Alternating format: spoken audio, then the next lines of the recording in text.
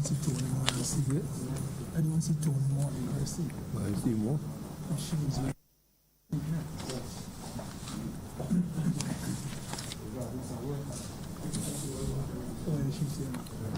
Oh, yeah, she's here now. She's here now.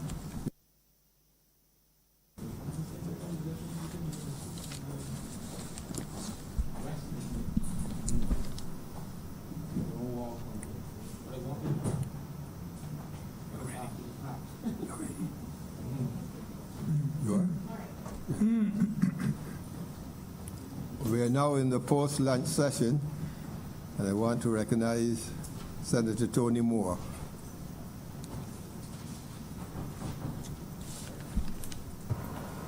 Thank you, Mr. President. I've had the opportunity to engage, I would say, tirelessly in discussions to ensure that the government's objectives of creating fiscal space and generating economic activity could merge with my own objectives as a leader of the labor movement to ease the burden for many workers who I recognize, Mr. President, are in layoff situations. Many workers who are currently unemployed. Many workers who are facing uncertainty and who would wish for an opportunity to be able to engage in meaningful work activity. And I start there, Mr. President. It's not because I endorse any statement that a hotel worker who is currently in a layoff situation or a hotel worker that might see no future in the tourism sector may wish necessarily to get into road construction or may wish necessarily to get into repairs of schools. But I say that because I recognize that the near 45,000 people who are currently laid off are not only hotel workers, are people drawn from across a private sector that has been impacted very severely by COVID-19, perhaps more so indirectly because COVID-19 occasioned a health pandemic, but then it resulted in an economic crisis because of the lockdown. As a labor leader, and I think a true labor leader that represents the masses, I don't recognize myself as being any worse off than the president, the first president of the organization that I represent. Actually, I think that if he were to have the opportunity, he would look down with pride to see a young woman, not as a president of that organization, young, not youngish, young, not as president of that organization, but as that organization's first female general secretary, giving true representation to the masses. And like him, I would probably die poor representing the masses. So as a labor leader, it is about easement for workers, that being the number one goal. And as had been presented to us, as was presented to us, how can the public sector play a role in the burden that every citizen of Barbados is being called to share in? How might the public sector, whether we look at what is being discussed as a loan from public sector workers or otherwise, how might the public sector be able to contribute in a way that really does not undermine their own interests, but could potentially help some others to also secure their own economic interests in very uncertain times.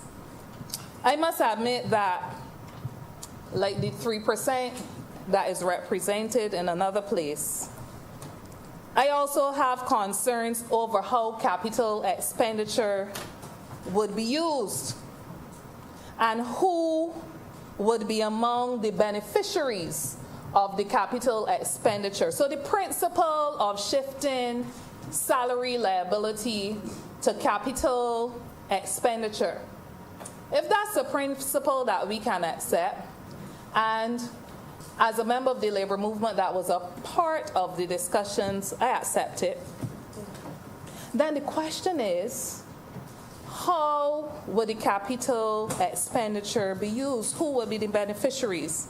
So I have similar concerns that in construction, for instance, there might be some, Senator Franklin, there might be some who would be beneficiaries who know how to take money out of people's salary, how to insist that money would be taken out of people's salary without permission from those workers, and who would find their way to a labor department with an attorney who would say to the labor department that you or a union can't tell us what to do. This is a common law matter, and we could take things out. We could take money out of a salary if we want, and the labor department has no jurisdiction. I have concerns that that type of person might be a beneficiary in the Capital Works program. I have concern that that same employer is an employer who offers PPE to workers, personal protective equipment, but that the workers have to pay for it in circumstances where other employers in construction too actually do what the Shaw Act requires and provides it without cost to the worker. I have concerns, Mr. President, that that type of person who knows nothing about offering meaningful work to people in ordinary times may gain advantage in COVID-19 times, because it seems that there are some people in Barbados that no matter how the tide swings, this get through. I have concerns that there might be a feeling that because you can look easily and see where jobs may be on the horizon, that there will be a thinking among those kind of people that if you're desperate for work, you gotta take anything. Mr. President, like Senator Franklin, I hate that there are people that benefited from not paying VAT and other taxes. I hate that they got forgiveness. I hate that they didn't have to face the courts, Senator Franklin, but they got forgiveness. In the same way that I abhor that those people don't pay into the social security system, many of them, what is due, but they seemingly are allowed to benefit from goodwill, which is required more than ever in crisis situations. So, Mr. President, I understand and accept that it makes it very difficult for those of us who are being asked to share the burden to feel that we are doing more than sharing the burden, but that we are carrying single-handedly the burden. But, Mr. President, I recognize as well that if conditions aren't created to provide opportunity to have spending power, that we have ultimately no say or no possibility of pulling back a situation, even if that situation smells fishy. It may therefore require Hawkeyes to ensure that the human suffering for Barbadians is not more than it needs to be. So, the BOSS program. My interest as a representative in labor was to ensure, well, first of all, before I go there, BOSS was for savings. So I hear. Why so I hear? Because it was never presented to the labor movement as for savings. I am one of those labor leaders that don't believe that everything I hear I should accept as true. And forgive me if there are some who would believe that that is a lack of militancy or that is a lack of understanding. But it's hold my lane. I know that when the time is ripe for consultation, you got to come my way. The Barbados Workers Union, of which I am a proud leader, is an organization of 79 years old, almost. Looking forward to our 80th year in existence next year.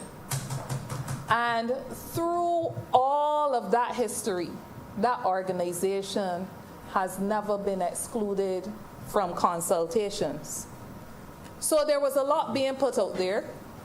Perhaps the Honourable Prime Minister said that when even before consulting labor, the idea of a forced savings was put out to the public. But it was put out to the public. It wasn't put out in proper consultations to labor. So at the time then, on May 25th, when a proposal was first formally put to labor, a proposal was put of what then also went out to the public the day prior in an address under the banner of second anniversary celebrations, again to the public. Whoever members of the public chose to follow those celebrations. So it went out then as a meeting turn.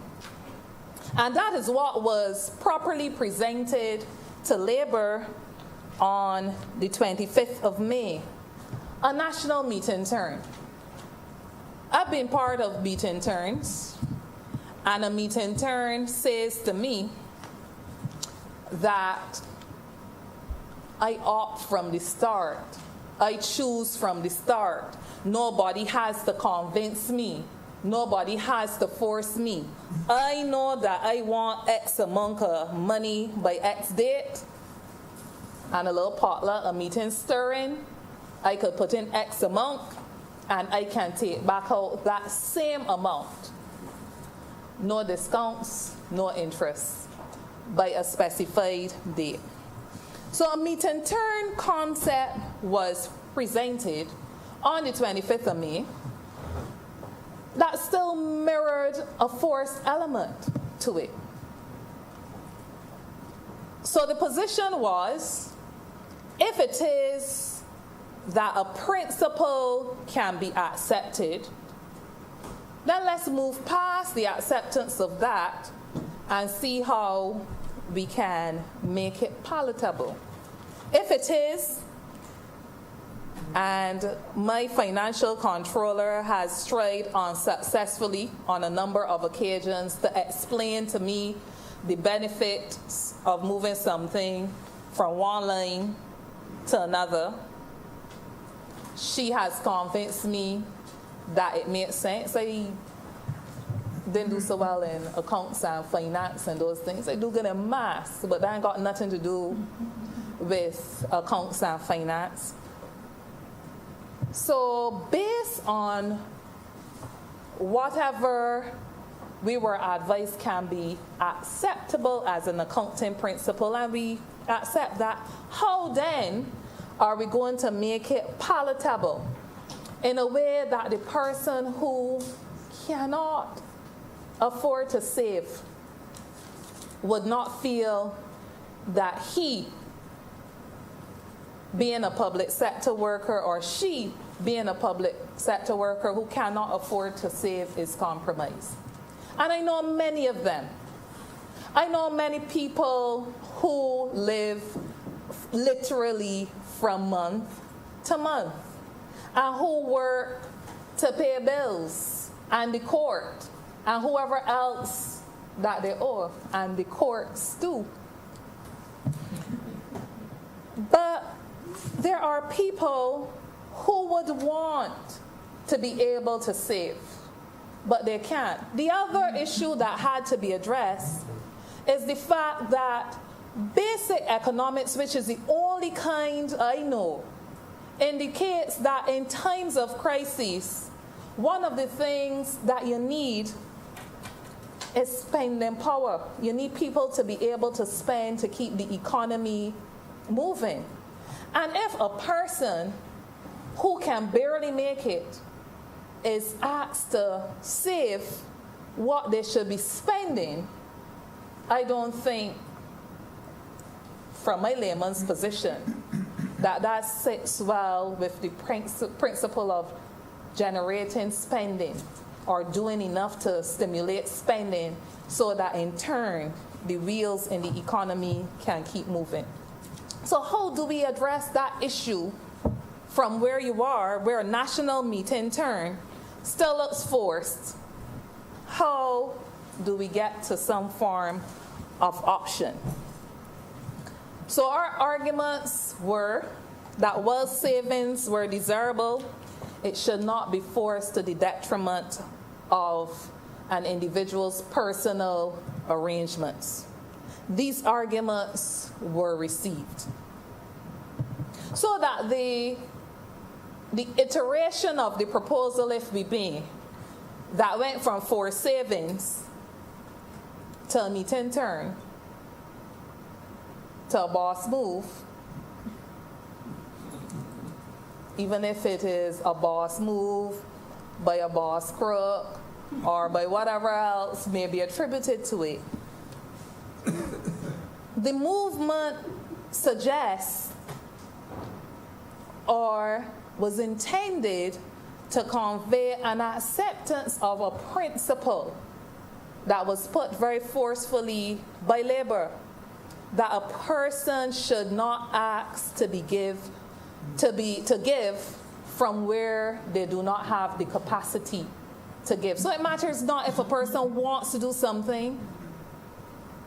I want to go to heaven, but the only way I can get there is if I serve God.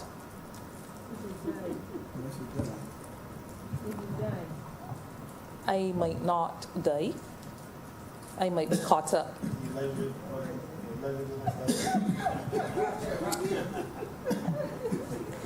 So I think that generally, I can speak for many in the labor movement who went through the discussions, who are now satisfied that the proposal which is before this honorable chamber is one that is an option from the start.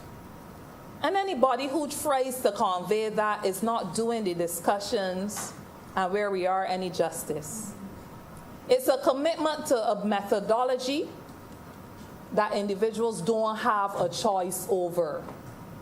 But built into that methodology that is to achieve a certain accounting outcome is an element of option that recognizes if that person who wants to save cannot save because of their financial position, that they should not feel disadvantaged, neither should they actually be disadvantaged. So workers now have the option to cash their bonds in or to keep their bonds if they believe that they can save. And where did the central bank come into that? When the proposal was presented on the 25th of May, Labor heard a number of things that said these bonds can be traded, and if you can't afford it, you could go to your friend, you could go to a family member, you could go to your neighbor, you could go to a credit union, you could go to different people to trade these. And because we are not, well, certainly I'm not, trained in financial matters, I've said it before, so I don't think that I need to convince you by saying it no more. But it is about simplicity. Because if it seems complicated to me, if I have to explain it to another person, I can't. Because I'm already confused. And if I might have a better understanding than a person out there who I have to convince, then you understand me in problems if I can't understand it myself. So simplicity. How do we protect those that we represent? Where is the security? How can we agree that a person will have to go about looking for the people that they think got money who might not have money to purchase these things from them just to get what should be their salary? Their net income. So then it was labor. It was labor who suggested that the only credible institution that we could think about to provide that level of security would be the central bank. So that if a person says, I really can't, the main inconvenience that person would have to endure is getting their money from two sources instead of one, the central bank and central government. If y'all can fix that, fix it, and we can move on. And that was accepted. And the proposal brought back to us. Now, there are a number of questions. What would happen in the secondary market? Those were not questions, Mr. President, for my preoccupation. Those will be questions not for vulnerable public sector workers who don't have money. Those will be questions for the people in the public sector who may have money, who may want to do more. And I would say to them, if you come to me, I can direct you to a few people who understand these things, who may be able to explain to you. But my foremost concern is for the people who are vulnerable, who may want to, because they're faithful party members, who may want to, because they got a sense of pride in industry, but who can't. Those were the people that we sought to protect. Those were the people that we sought to protect. Public sector workers, not only in Barbados, but in other jurisdictions, are the easiest to pick on when you're in any kind of times. Furthermore, when you're in times that perhaps may be justified more easily. So the concerns then were, no job loss has to be a guarantee. No job loss has been the guarantee. Of course, there is a qualifier unless restructuring for efficiency has to be considered. And where there is restructuring for efficiency, that also has to be negotiated. The other concern was that a person who cannot afford to save can have access to their money. That has been answered for us because the access for the money comes not through one source, it comes through two sources. For better or for worse, I represent workers in both the public sector and the private sector.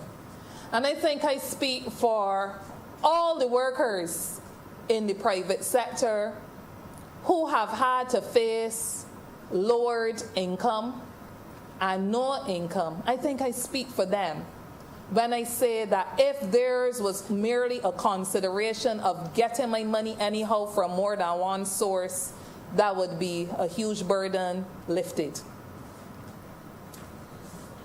Our concern was that there should be no loss of cash in hand unless a worker opts to keep their bonds for an 18-month period. That concern has been answered.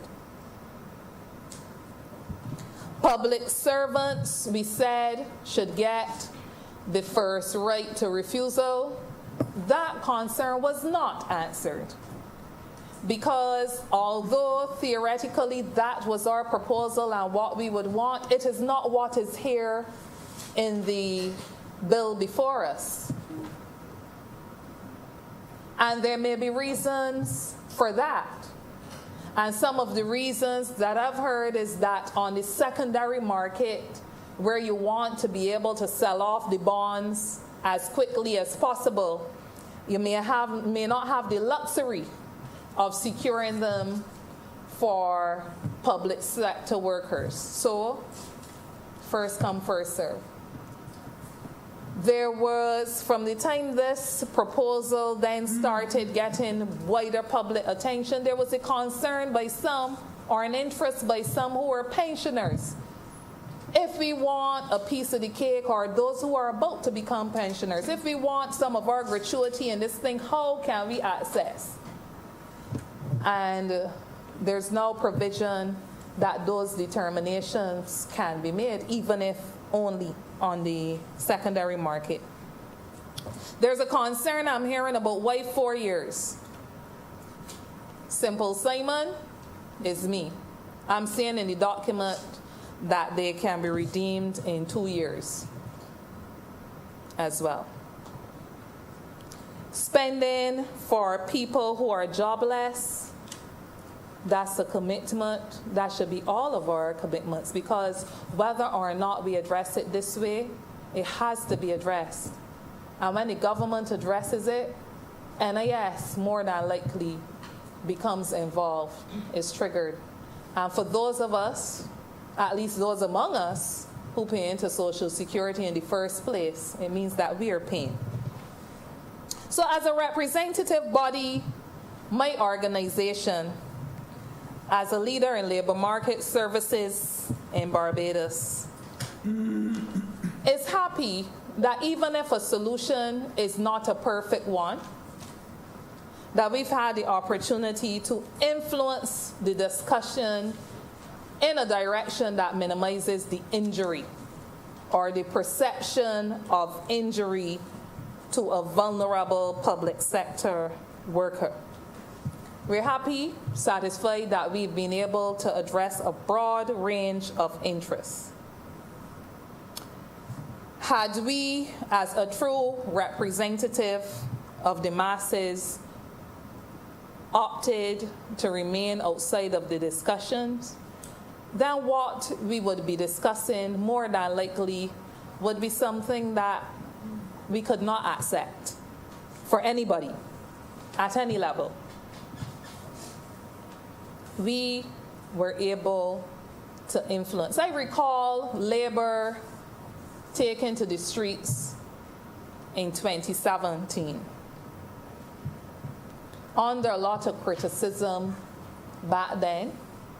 But everything you do is subject to criticism, and long may it be that way. Because if one is not challenged through criticism, it probably signals that you're not doing things as well as you ought to be. And it probably gives way to complacency that labor certainly cannot afford. But one of the cries back then in 2017 was for the opportunity to be heard and to be able to advance a case on behalf of those whom we represent. That opportunity has been provided, perhaps not in a perfect world, but my philosophy as a union leader and on an individual level as well, is that if to a situation I cannot advance an alternative solution, I look to my partner, my best alternative. What can I do with what is presented to me? And how can I make the best of it? So the BOSS acronym also came from Labour. The deliberations, the consultations, in our view, helped us to address the objectives that we defined at the start of the process. And now public sector workers have an opportunity. We always recognize that the decision would be a very individual decision. So I can do a Zoom meeting. I can do the typical kind of meeting with my members that could say to anyone with certainty that my members, 90% of them or 50% of them have signed on. But what, as a labor leader in Barbados, I believe that I've been able to do is to remove as many of the obstacles, and now it's left to individuals to determine for themselves how they will deal with the situation. And what I've committed further is that wherever individuals have questions, where they have concerns, where they need guidance, I might not be able to give it, but I will commit to providing it by people that should be able to give it, to point people in a direction so that you're not left alone out there to wonder if you should or if you shouldn't. Perhaps one of the positives that came out of this is that even the General Secretary of the Barbados Workers Union might need to upskill in financial matters, so that in another year or so, on any matter of a financial nature coming to this chamber, the General Secretary wouldn't be admitting to being a layman, but would be a top boss in the matter. So, Mr. President, I want to say to workers, I want to say to public sector workers, first of all, there's no trickery in this that your representation has been party to. We recognize, and we've been hearing it the world over, that we are in unprecedented times, uncharted waters. Demands some creativity, demands doing things a little differently. And I think that I speak for labor when I say that to the best of our understanding, to the best of our capacity, collective capacity to understand what has been presented, we have done what we think provides the best context for a person who is interested in seeing how they may share in the burden. We have allowed for an element of job protection. We have allowed for a person not to extend themselves beyond the point that they can. And we have recognized that we have brothers and sisters in the private sector who need help. And the obligation is now ours to further ensure that where this help is provided, that it's not provided in a way that demeans them. It's not provided in a way under a banner of capital works that would see workers prostrating themselves. I didn't say prostitute. Prostrating themselves at the feet of people who just feel that they're giving handouts. That further responsibility, Mr. President, is ours, and it is a challenge that we will take, and it's a commitment we make to the workers and the people of Barbados. Mr. President, I support the bill.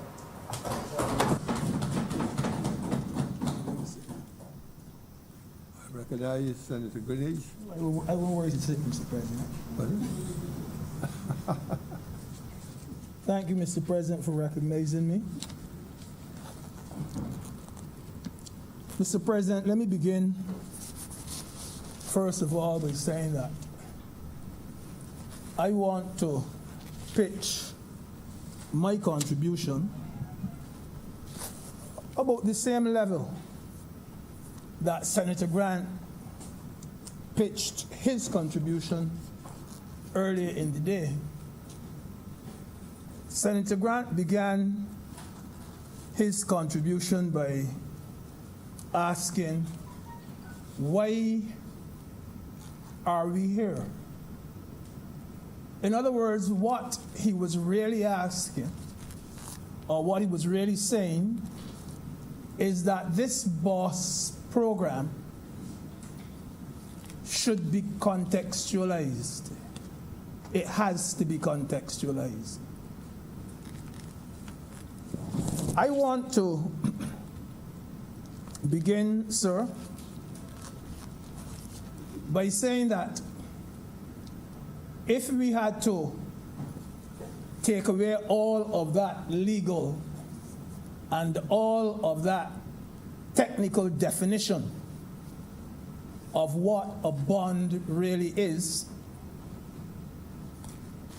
we could say that this type of bond is nothing more than a loan which public servants are making to government.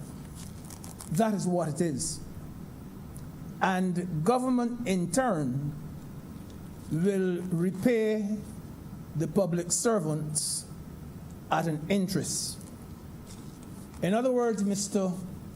President, the public servants will get back more from government than they lend. Truth be told, sir, the average Barbadian does not seem to be too interested in bonds. But I do believe, sir, that the wide debate and the wide interest surrounding this issue of these particular bonds will be an eye-opener for Barbadians, and perhaps from now onwards you will see a lot more boost, a lot more upsurge, a lot more interest in bonds from now onwards. Mr. President, I also want to say that Barbadians must stop being scared to invest.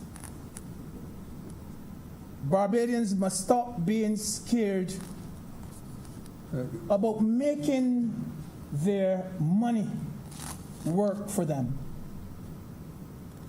Some of us, I admit, sir, are not good savers. We're not good at saving. And something like this, these bonds, would help in that regard. Sir, this is an excellent avenue for public servants to make a few extra dollars on their investment. It is saving at will. And even more importantly too, sir, these particular bonds per se, the bonds per se, taken alone, can be used, sir, as security for the public servants themselves to borrow money. Can be used as a separate and an acceptable form of security. You've heard it time and time again from speakers in the other place yesterday as well as already in the Senate today, that banks are giving you 0.05 and 0.1 and all types of non-figures as interest on your money.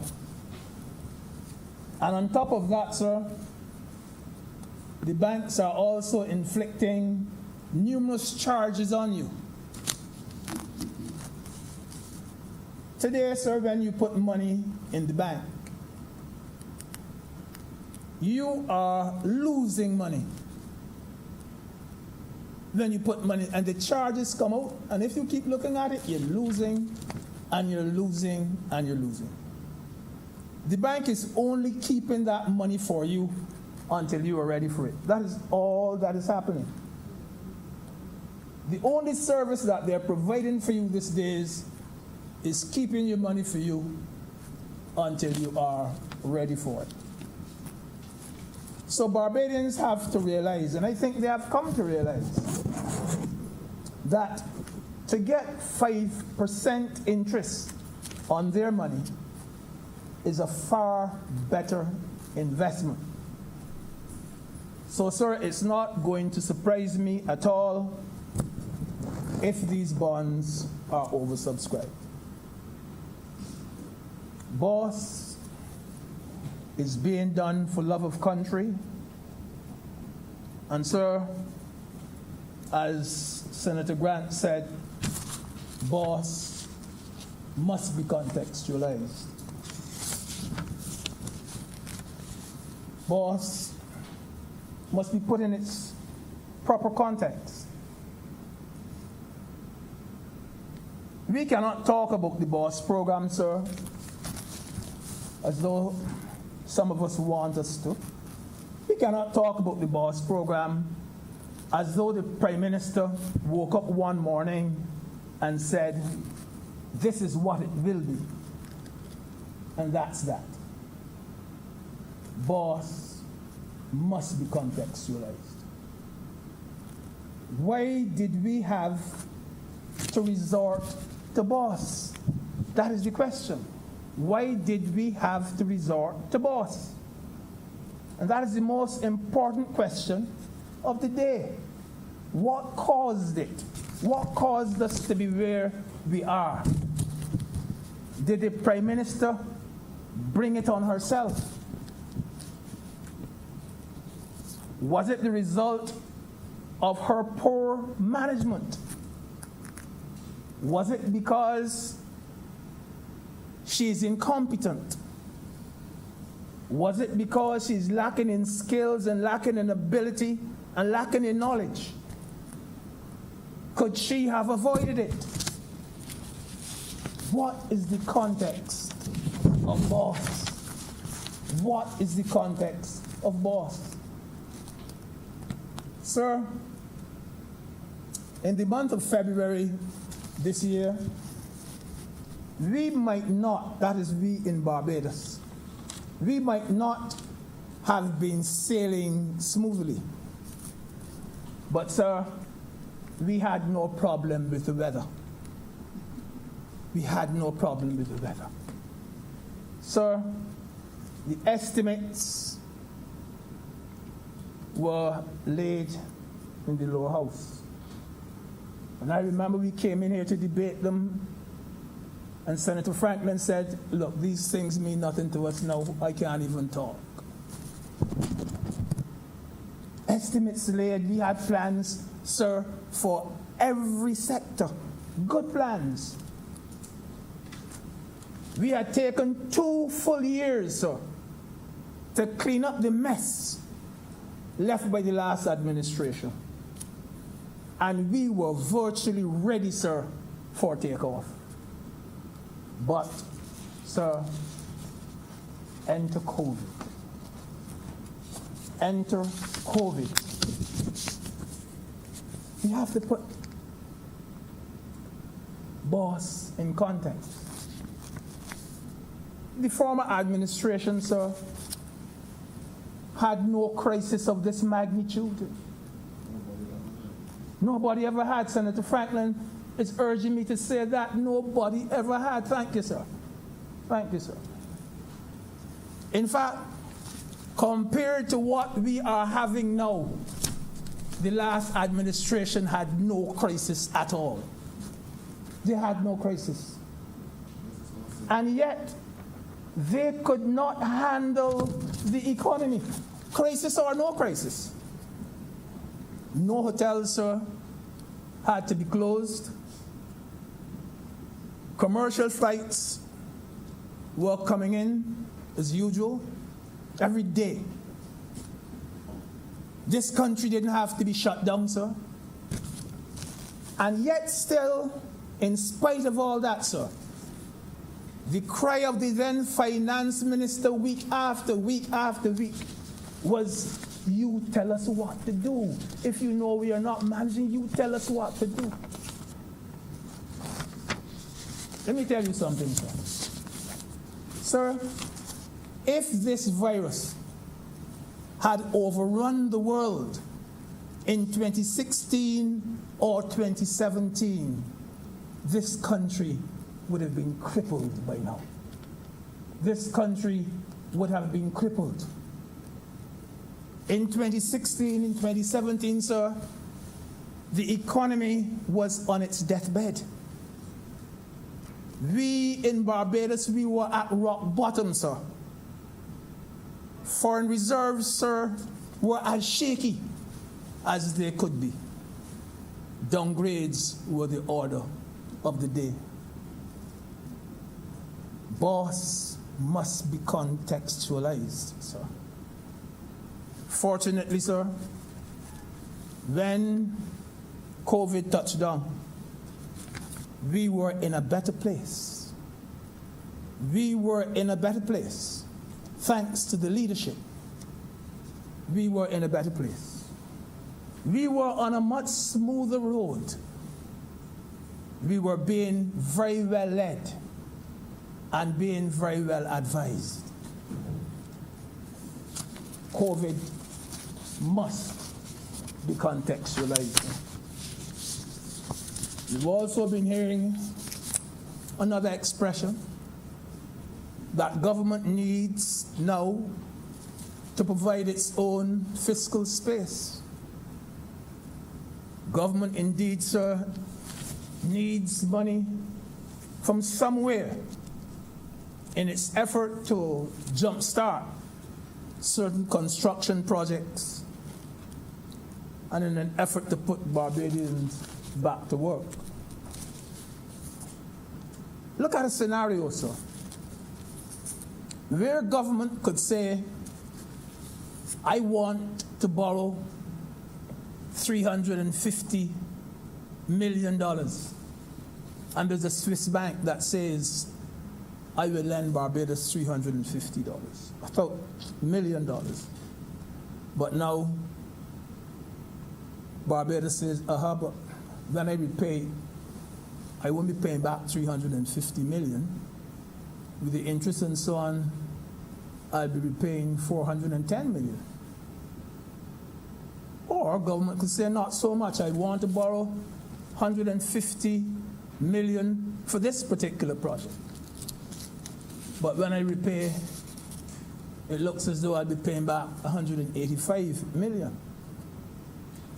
But the point I'm making, sir, is that the interest on that goes into the hands of that particular foreign bank in any event. The aim of government is to provide work for Barbadians in the construction industry. You're saying that some of them could very well have been those who were working in the hotel industry and who are now without work. Senator Moore made the point that there are more people beside those in the hotel who are working in the hotels who may not be working. The point I'm making, sir, is that it is better for Barbadians to bear the cost of lending that money to government than the government having to go to a bank or to a lending institution to borrow that money at a time like this. Government needs that money and needs it very badly. And it is better, Mr. President, to get it from its own public, especially, sir, if at the same time the public servants will benefit. It's much better that way, sir. Because the public servants will be buying into their future. So, Mr. President, this BOSS program is a win-win situation. It's a win for government. And it's a win for the public servants.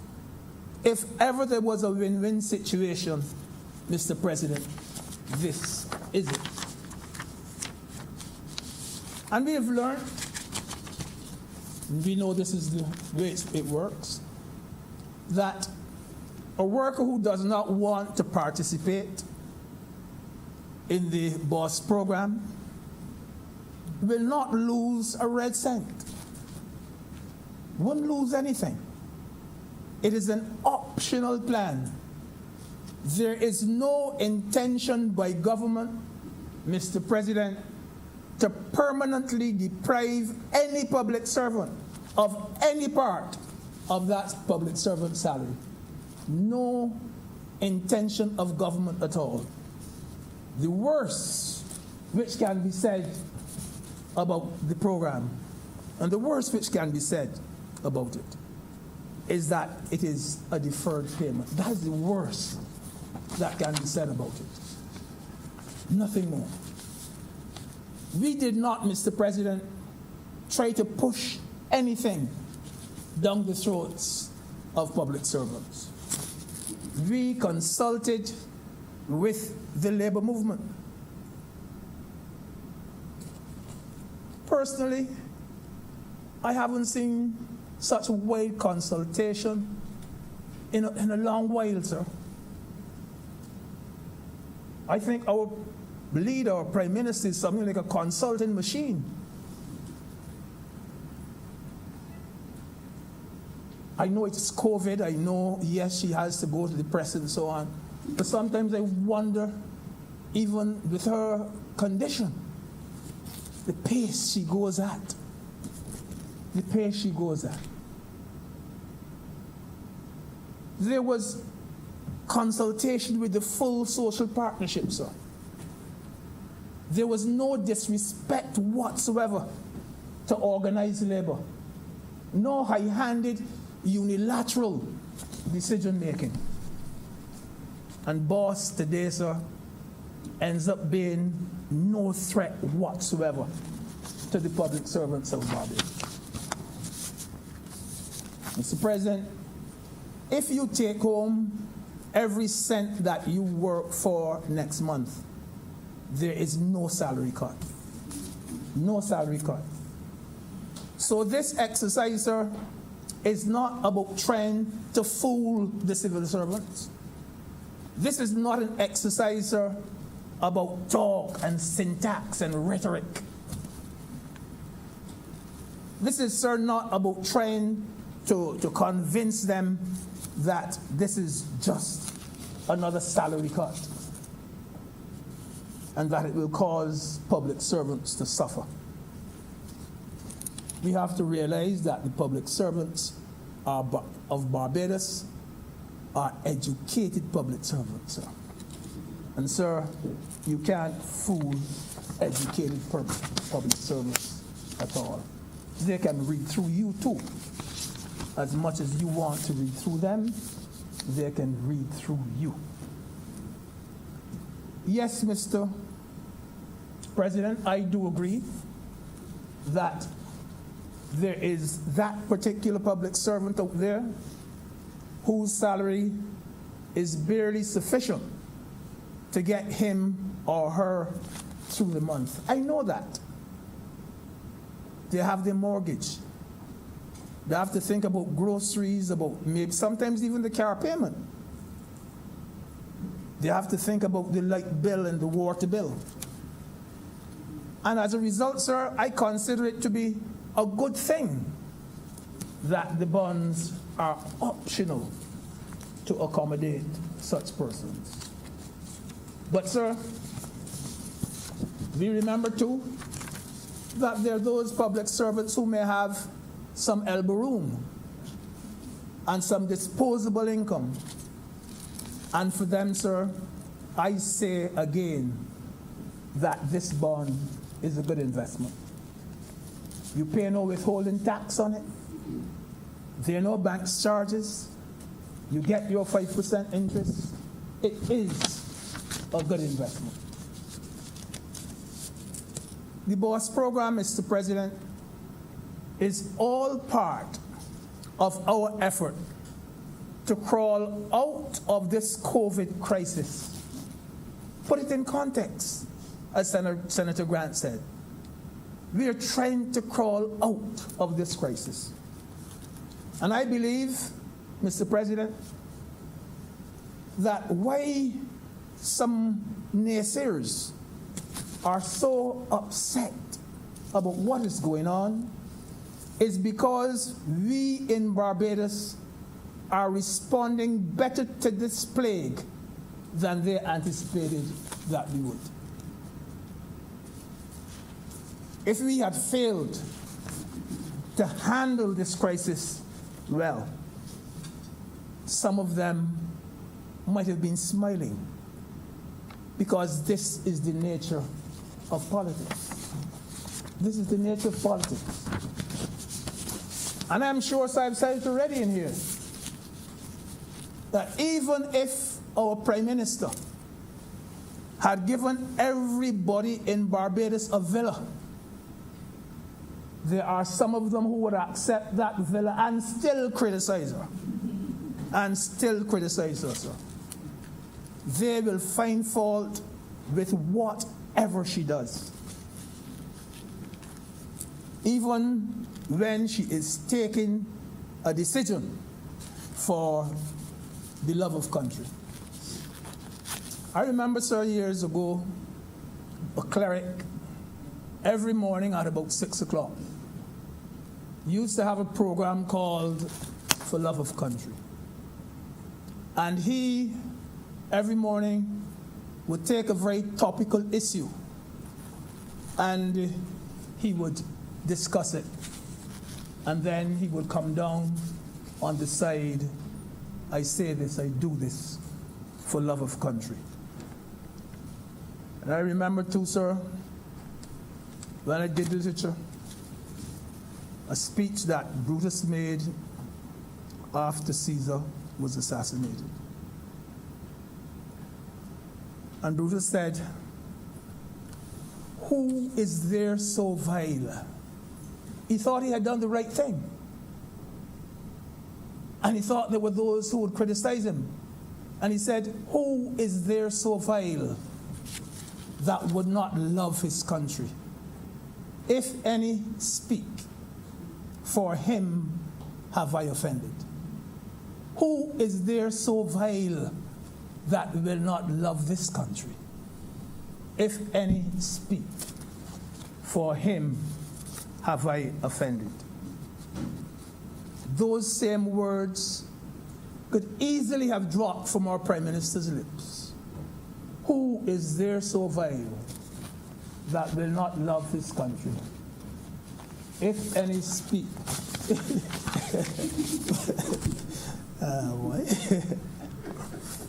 For him have I offended. Senator Franklin is being a little naughty. Sir, during these very testing times, we had few options. There wasn't much else that we could do. We had few options. Even our detractors were telling us what to do. One of the things they told us to do was this. They told us, swallow our pride. Undo what you did previously. Go to Parliament and legislate to cut public servant salaries. We didn't want to do that. The public servants didn't want us to do either. But that was one of the options. Things were that bad, and they were telling us that is what we should have done. They also said we could lay off between 1,500 and 2,000 public servants. We didn't want to do that. Nor the public servants didn't want us to do that either, sir. None of these options would have been acceptable to government or to the public servants. Mr. President, the last thing in the world this government wanted to do was to cut public servant salaries. The last thing in the world this government wanted to do is to lay off people. You see, sir, this is the same government that strongly opposed the 8% cut in the 1990s. This is the same government, sir. We know what we stand for. This is the same government that legislated that we would never again cut public servant salaries. And I can tell you something, sir. I was the Minister of the Labour at the time, and I led that debate in the House. We were never again going to cut public servant salaries. This is the same government, sir, that gave back the public servants of this country the very 8% which the other administration had taken away. We have not been unfair ever to the public servants of this country. We are not going to do anything to put them in jeopardy. Nothing. Why should the opposition, sir, why should the Democratic Labour Party, with all respect, now try to paint us as this spiteful and this non-caring government? Thank you, Mr. Senator Grant. Boss must be contextualized. It must be. We are doing what we are doing, Mr. President, because better cannot be done at this time. We would not have been doing this at all had COVID not shown up on our doorsteps. We would not have been doing it. So a very unwelcome visitor, very unwelcome visitor. A call has gone up from the opposition that we are doing it because the IMF tell us to do it. And so this type of opposition is nothing new. It is politics. I expect it. I remember, sir, look, one of the best pieces of social engineering, one of the best pieces of social legislation we have ever had in this country is the Tenantries Freehold Purchase Act. I have some relatives in St. Philip, sir, who they have beautiful homes built on lands that they acquired under the Tenantries Freehold Purchase Act. I mean, St. Philip has so many of it, had so many tenantries. And you know, when that particular debate came before the House, it was opposed by the other side. It was opposed by the other side. And the other side said, you know, that the people whose land you are acquiring under the Tenantries Purchase Act should put all of you in court.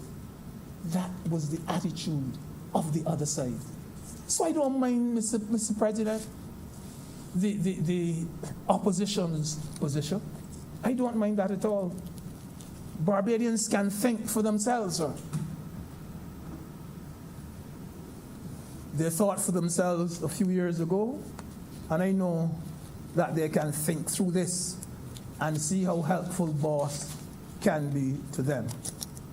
They are not going to be hoodwinked the Barbadian people by anyone else.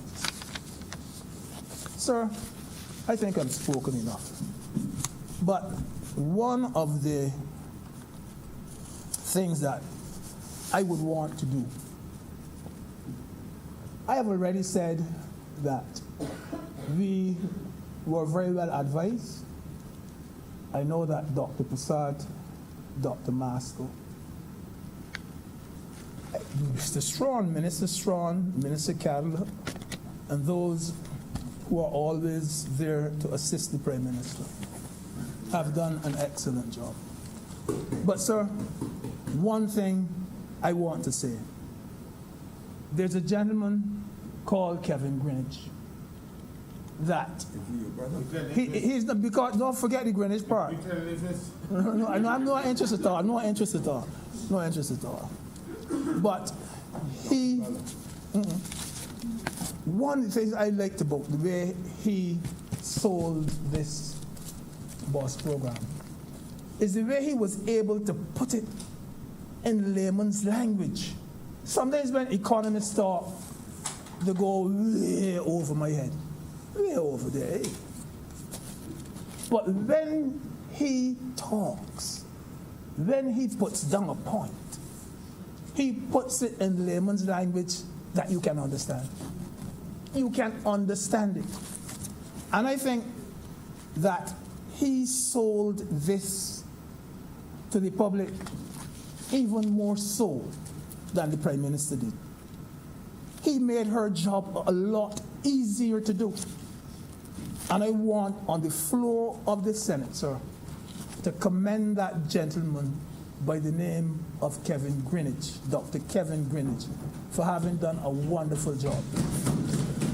Mr. President, huh? He's not my son. Mr. President, I'm obliged to you, sir.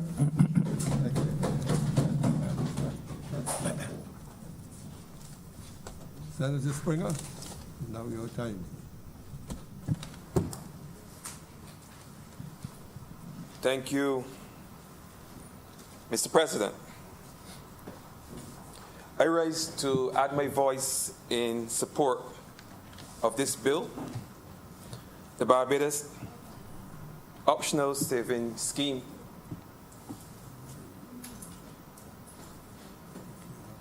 Firstly,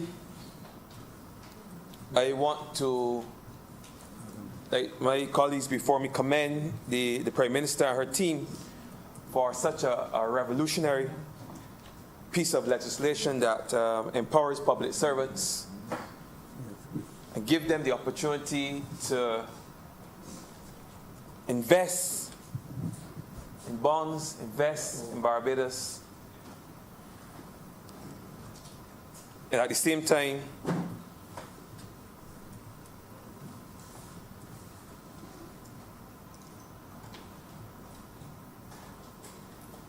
do that at a return of 5% on their investment. Now, this country, Mr. President, now finds itself at the crossroads. And if we are unable, as a people, to reimagine ourselves, if we are unable to, if we don't play our cards right, Mr. President, then we may be facing perhaps the biggest economic calamity that this country and certainly this region has ever seen. Now, at this point, I want to also commend the government for engaging the social partnership in the way that it has in these trying times, in order to get us out of this situation that we are in.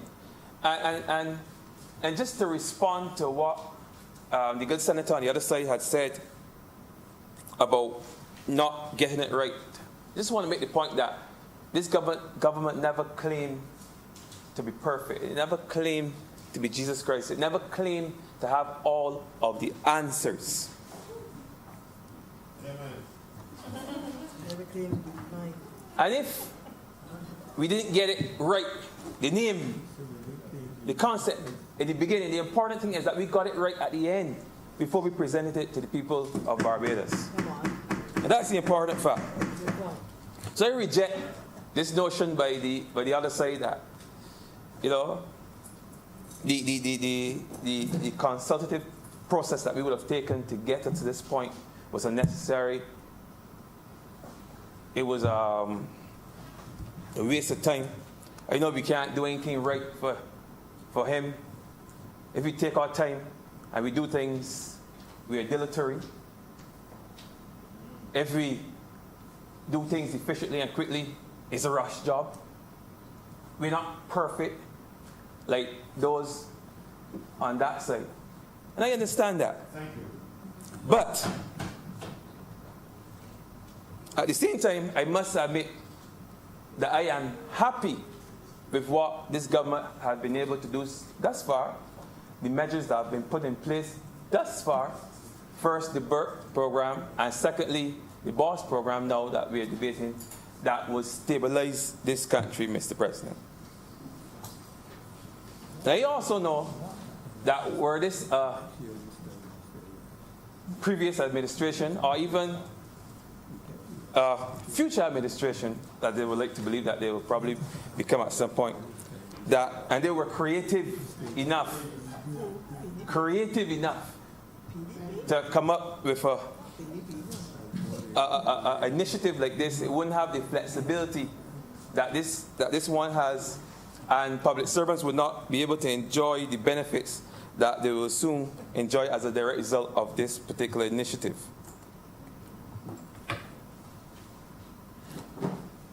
I believe it was last year, Mr. President, I stood in this honorable chamber, maybe not this physical place, but in the Senate, and I spoke to those, what I refer to then as fiscal patriots, those persons who would have made a sacrifice for this country. Because back then I saw what persons were doing during that restructuring process was a sacrifice. But this, Mr. President, could be seen as more of an investment in self, an investment in the future of this country, an investment in persons' own financial security. Now, I've heard persons talk about pay cut, pay jump, pay wound, all kinds of terms to refer to this particular initiative, and to give the impression that this government is imposing something on the good people of Barbados, on the public workers of Barbados, public servants. And I will deal with this whole idea of this being an imposed or a force initiative. Because as the name implies, this program is optional. And that must be emphasized. It's optional. But this debate, Mr. President, this afternoon is really about savings. And when we talk about savings, I can speak to my challenges that I've had with the banks in this country. I've been in here, I lamented in here that I tried to open a bank in this country last year. And first it took me 3, almost 4 months before they could even get back to me, claiming I was a PP, and that made it difficult for them to even consider me as a client. They didn't even want my money. Yeah, politically exposed, yeah. For some reason, they didn't want me to open an account at their branch. And I came in here, I talked about it. And very quickly afterwards, I got a call, and I got through. But that is peculiar to us, all of us in here, and our relatives and persons in the other place. But what I can speak to that is even more unfortunate about the banks, and I'm sure that many persons in Barbados can relate to this, are those bank charges, those fees that we have to pay every month. I challenge anybody to leave a few $100s on the bank and go back 18 months later and see what they see. I could guarantee you that you may find yourself owing the bank money in 18 months, far less having money on the bank. And for some persons, this is unfair. And the good Senator Greenwich, Vice President, he alluded to it, that sometimes you put your money on the bank and you end up, you lose money by putting money on the bank. In other words, you lose your money by putting the money on the bank. And in America, North America, they refer to that as nickel and diming you. You can be nickel and dime into bankruptcy if you keep your money on a bank these days. And it's getting worse and worse every day. But what the BOSS program does, Mr. President, that it offers Barbadians the opportunity, public workers of all walks of life, the opportunity to experience that euphoria that you get when you see a little bit of returns on your investment. Many years ago, I used to work in NTW, Mr. President.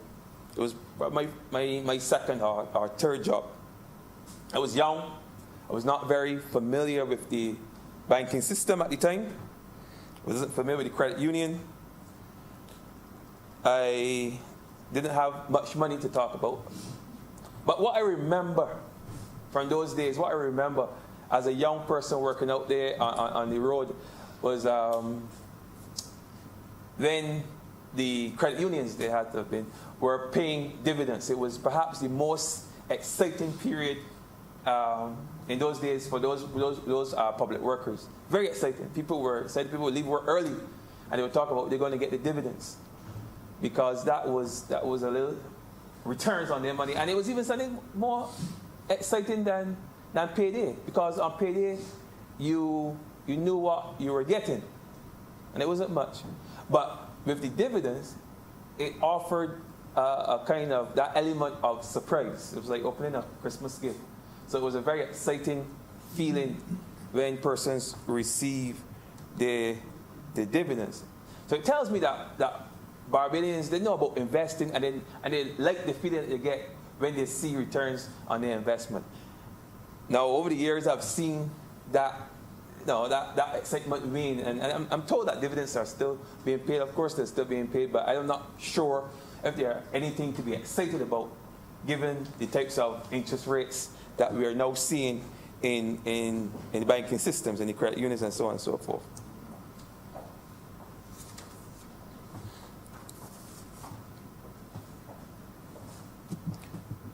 But Mr. President, the BOSS program, it more or less gives you that opportunity in a few years, but to be excited again, because you're for the first time you're seeing real returns, real tangible returns on your investment when you save. It gives us the opportunity to earn something again. And all my life growing up, I have heard that when you put your money on the bank, that you will earn interest. The bank invests your money or something like that, and you earn interest on that investment. But I can tell you there are a lot of people out here, a lot of working class people, who have never experienced interest. They've never seen it. But how can you experience it? When you walk into the bank to the teller, they charge you $5. You go and use the ATM card at some other machine, $5 they charge you. You go to, if you're withdrawing money, if you go to check the balance, they charge you $150. And these are real things, God experience these things. So even if you were to get some interest, that money is being eaten away by the banks. You will never see that interest. Now, if you step foot in the bank. Now, if you use an ATM because it was convenient to use the one closer to you and not drive all the way in town to use the one that you got your card from. So there are a number of measures in place to ensure that you would not necessarily see a lot of returns on your investment if you were to place it in the bank. But here it is. We have the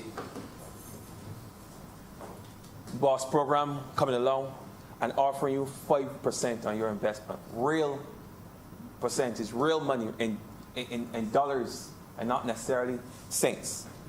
or negatives, as is the case right now.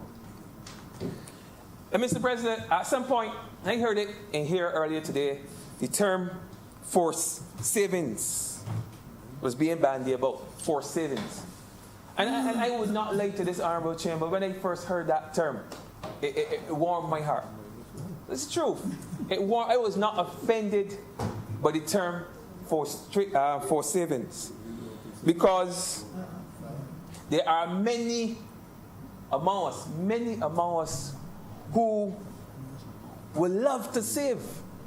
They would love to save, Mr. President, but they can't. And it's not because they don't have the disposable income. And it's not because they don't work for a decent salary. It's not because they have financial commitments, like a mortgage, a car payment, car loan, something like that. It's not because of that, Mr. President, that they can't save. It's because they lack the discipline to save. They lack the discipline. They just can't bring themselves to put down money on the bank. There are a lot of people out there like that. People who work for good money who are like that. And there are a lot of people like that in the public service. And the good senator on the other side alluded to that earlier. He said it in a way that I wouldn't say it, but he might have been partly right in his assessment that a lot of public workers don't save. All right? And it's a fact. A lot of people don't save as much money as they should. All right? Lack the discipline. And there's nothing to be ashamed about, Mr. President. It's a fact of life. Nothing to be ashamed about. That you don't save a lot. All over the place, people don't save. And why? Because they have a lot of friends. They go out a lot. They enjoy their money. They like to travel. They like to do all those things that, you know, that you have money you don't want. It's difficult to deprive yourself of things that you enjoy if you have money to hand. It's true. But what COVID-19 has taught us is that we don't need many of those little luxuries. We don't need to travel as much. What we need to do is to save something for a rainy day. That is what COVID has taught us, that we need to save something for a rainy day. And many of us did not take that advice before. And many a mother, many a father have gone to bed over the past couple of weeks and months wishing that they had taken that advice, because they've been experiencing a lot of rainy days as a direct result of this COVID pandemic.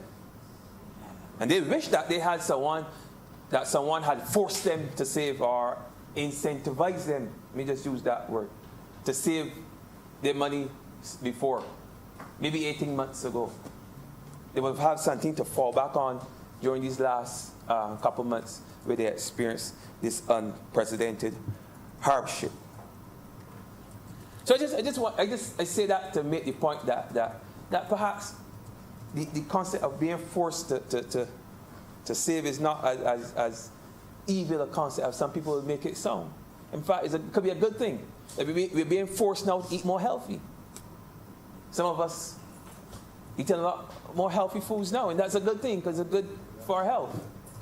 You know, a lot of these things that we would have enjoyed, we may not be able to get in the near future. So we're looking now at growing our own foods and eating some of the things that we produce, and that is a good thing. And I mean, that would not have been the case had things continue as they did before. But beyond all of that, Mr. President, I believe that apart from the fact that persons are now find themselves in a position that they are unable to help themselves or to look after themselves, I think that public servants also see this as an opportunity now to help their country and to help their brother man. And that's why I believe that just like Mr. the Senator, Senator Greenwich had alluded to, this particular program could have been easily been named the Barbados Win-Win Savings Scheme. It would not have had the same type of ring to it as the boss scheme, because believe me, I don't know, you said that you were responsible for that. That's a boss name, a boss term. But it would have been basically the same thing, because it's basically a win-win savings scheme. And other people will look on. Those within the private sector, I'm sure that going forward, persons will look. That's why I know that this thing will be oversubscribed. And other people, I talked to a lawyer yesterday in Marseille, and she told me, boy, when I get a chance, I want to opt in. I'm going to snatch at some of those bonds, because people now see, more so than ever before, the importance of saving. And if they can't do it of their own volition, then they'll be happy that somebody will force them, encourage them, let me put it like that, incentivize them to save, because they see the benefits of saving. We were able to rally on, living paycheck to paycheck, living hand to mouth, and never having to face something like this. So it was okay. But now we realize it's not okay. You got to listen to your grandparents. Save, put down something for a rainy day. But as I said, this is a win-win situation, because it gives those public servants the opportunity to save in the event that something happens, God forbid, in the next 3 to 4 years. And it also gives the government that fiscal wiggle room, to carry out, undertake some of these capital projects. And I'm happy to see that some of the projects that they have earmarked would involve the refurbishing of the schools, because I work within the schools, and I know that some of those schools are in a state of disrepair. I mean, we would have been ambitious last year in trying to fix about 43 schools or so, but there's still another 30 or so, 30 plus, even more than that, schools that are still in their state of disrepair, even as we speak. There's still a lot of schools that need refurbishing. So I'm glad to see that monies here will be transferred and diverted to attend to things like that. And yes, the pothole situation is not as bad, but if some of the money goes into fixing the few that are remaining, then I would support that too. But most importantly, I understand that some of that money will be used for revamping the water system.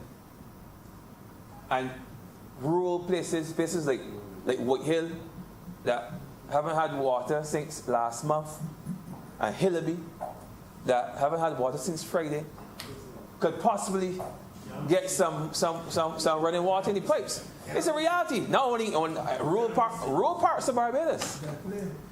All of it, St. Joseph and St. John, and parts of St. Thomas.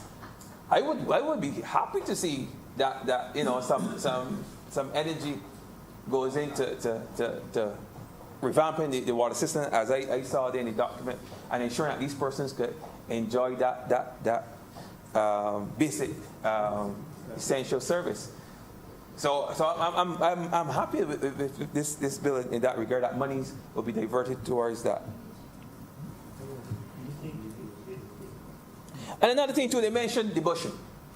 I pass the road, see a lot of young fellas that would otherwise be on the block sitting down are engaging in honest work. That's not to say that they weren't engaging in honest employment before, but they engage in honest work, the bushing and cleaning up all the storm drains and cutting all the bush. Some in Belfast, some from Orange Hill. I see them all over Barbados. See them down Spring Garden when they come across on the mornings. I see them in Redmond Village. But the fact of the matter is that I see a lot of young people working. All coming up there, Halls Road, or whatever you call it there, by community college, I see them. A lot of people are working, and more people will work, because you're going to need people to the bush. So this provides opportunity for persons to be gainfully employed. And at the same time, people to create other forms of employment and drive the economy forward. And that's what we all want to see, Mr. President. I'm sure even those persons, I've not heard anybody really criticize the bill. And that's good. people have had the opportunity to speak of areas where they would want to see improvements, and that's okay because we're always looking to improve. Persons speak to their involvement and to assure their base that everything was done in their benefit, and I support them in that as well. But there's no criticism of this bill because there's nothing really to criticize. There's nothing about this bill that you can't appreciate. It's not a pay cut. So even if to some people's mind it smells like one, the fact of the matter is it is not. It is optional. And optional being the operative word. And there are people who are in that would remain in, and some will opt out, and there are some who are out that would love to opt in. I know that there's nobody in Barbados that would opt in to a pay cut. Nobody. If you had a choice, Mr. President, and to get your money cut or to keep your money to spend, to have in your pocket, you would choose to get your money. And that's the reality. So the mere fact that we anticipate that these bonds will be oversubscribed and that there will be a rush for persons to snatch up these bonds tells me that it can't possibly be a pay cut, Mr. President.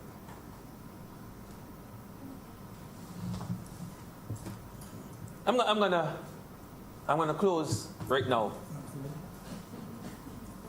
This is an investment. We have invested in this party. The people of Barbados have invested in this Barbados Labour Party, in this government. And within 18 months, we have seen returns on our investment. And now, even 6 months beyond that, we can see that it was a good investment. Investing in the Barbados Labour Party was a good investment. Because just like Senator Greenwich alluded to, had we not done so, this country, this economy would have collapsed long time.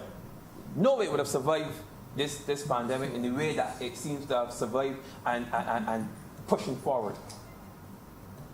And basically what's happening is another investment, another 18 months, and then another few months to that investment see its full maturity. We will enjoy the fruits of this investment in the same way that we are enjoying the fruits of the investment in the Barbados Labour Party today. And that persons feel safe with a sense of confidence in that we will get through this thing together. And we know, and this has shown us that we know that if it were the other people, we would have been sunk. We would have been in a sunken place had it been the other people. So I just want to encourage all those public workers out there hearing my voice to invest in yourself and invest in your country. I want to thank those persons who were involved in the process from the get, who would have been part of this very imaginative scheme that would see people of Barbados, public workers in Barbados, benefit as well as the government. I want to again commend the Prime Minister and her team for a fantastic job, because in truth and in fact, at the end of the day, we as a people, we are all we have. And with those few words, Mr. President, I'm obliged. Thank you, Senator. I now call on Senator Rawdon Adams.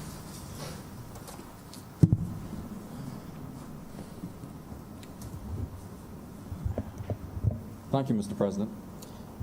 I want to pick up on some of the context that Senator Grant and Senator Greenwich set out. For that's the key here. What is it we're trying to do, and why are we here? I'll fill in a couple of gaps I felt that perhaps this skirted over. Last week in here we debated the catastrophe fund bill, and we said then that what we were looking to try and do with the $51.4 million that was in there was provide some specific relief to businesses who are having liquidity problems. This might be in the form of cash flow support or anything else that we deem absolutely necessary to prevent a large swathe of our small and medium-sized enterprises going to the wall and perhaps realizing bankruptcy. One of the large reasons we want to do that is to preserve jobs. It is far easier to preserve those businesses and those jobs than to allow them to go to the wall and then hope that they come back. It's the difference between turning on a light switch, electricity, and rubbing two twigs together and hoping to generate fire. Has to be done. We also said at that time that one of the driving forces that was pushing us to do that was the fact that our tax take is forecast to drop. At that time last week we were saying about $450 million, and I think that has risen now. We're talking closer to $500 million. That was one pressure, and on the other side we had 45,000 odd claims on the unemployment fund. You had twin pressures on us that had to be mitigated somehow. So this was one form of doing it, especially on the what's called the operating expenditure side of things, not investment, things that you have to spend in order to keep going. But the point was made that this week we would be talking about the BOSS program. Now, the BOSS is something different. It addresses capital expenditure projects. Now, these are very, very important for a couple of reasons. First of all, that is a form of investment. That drives growth. It creates jobs. It increases the capital stock of a country such that it can continue to move forward. You cannot just spend operating expenditure. You have to invest. Now, the way it is being done is really what we've talked about a great deal today. I think it's quite innovative. It gives Barbadians, notably in the public sector, a chance to invest, to bet on themselves. This is key. We're putting our money where our mouths are. Now, why is that important? Again, last week, I made the point that there's about $3 billion worth of private sector capital projects in the pipeline. And for the most part, those have slowed right down in terms of execution. And a lot of that is due to the psychological impact of COVID. Most people have adopted a wait-and-see attitude. Now, you can see this amongst individuals. It's very clear to most people that they are not lashing out on a new flat-screen television. They are hunkering down.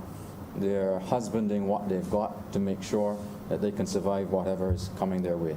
And businesses are doing the same thing. Whether those financiers are domestic or foreign, they also have a wait-and-see attitude.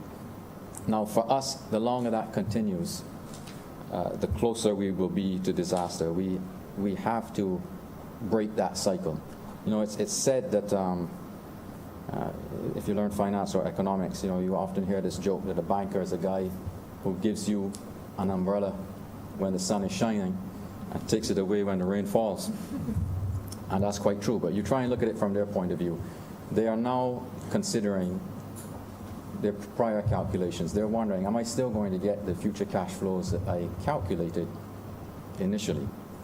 Now, in my experience, you can spend a great deal of time guessing at what changes might come, changing your strategy, but in the end, you're just guessing at change.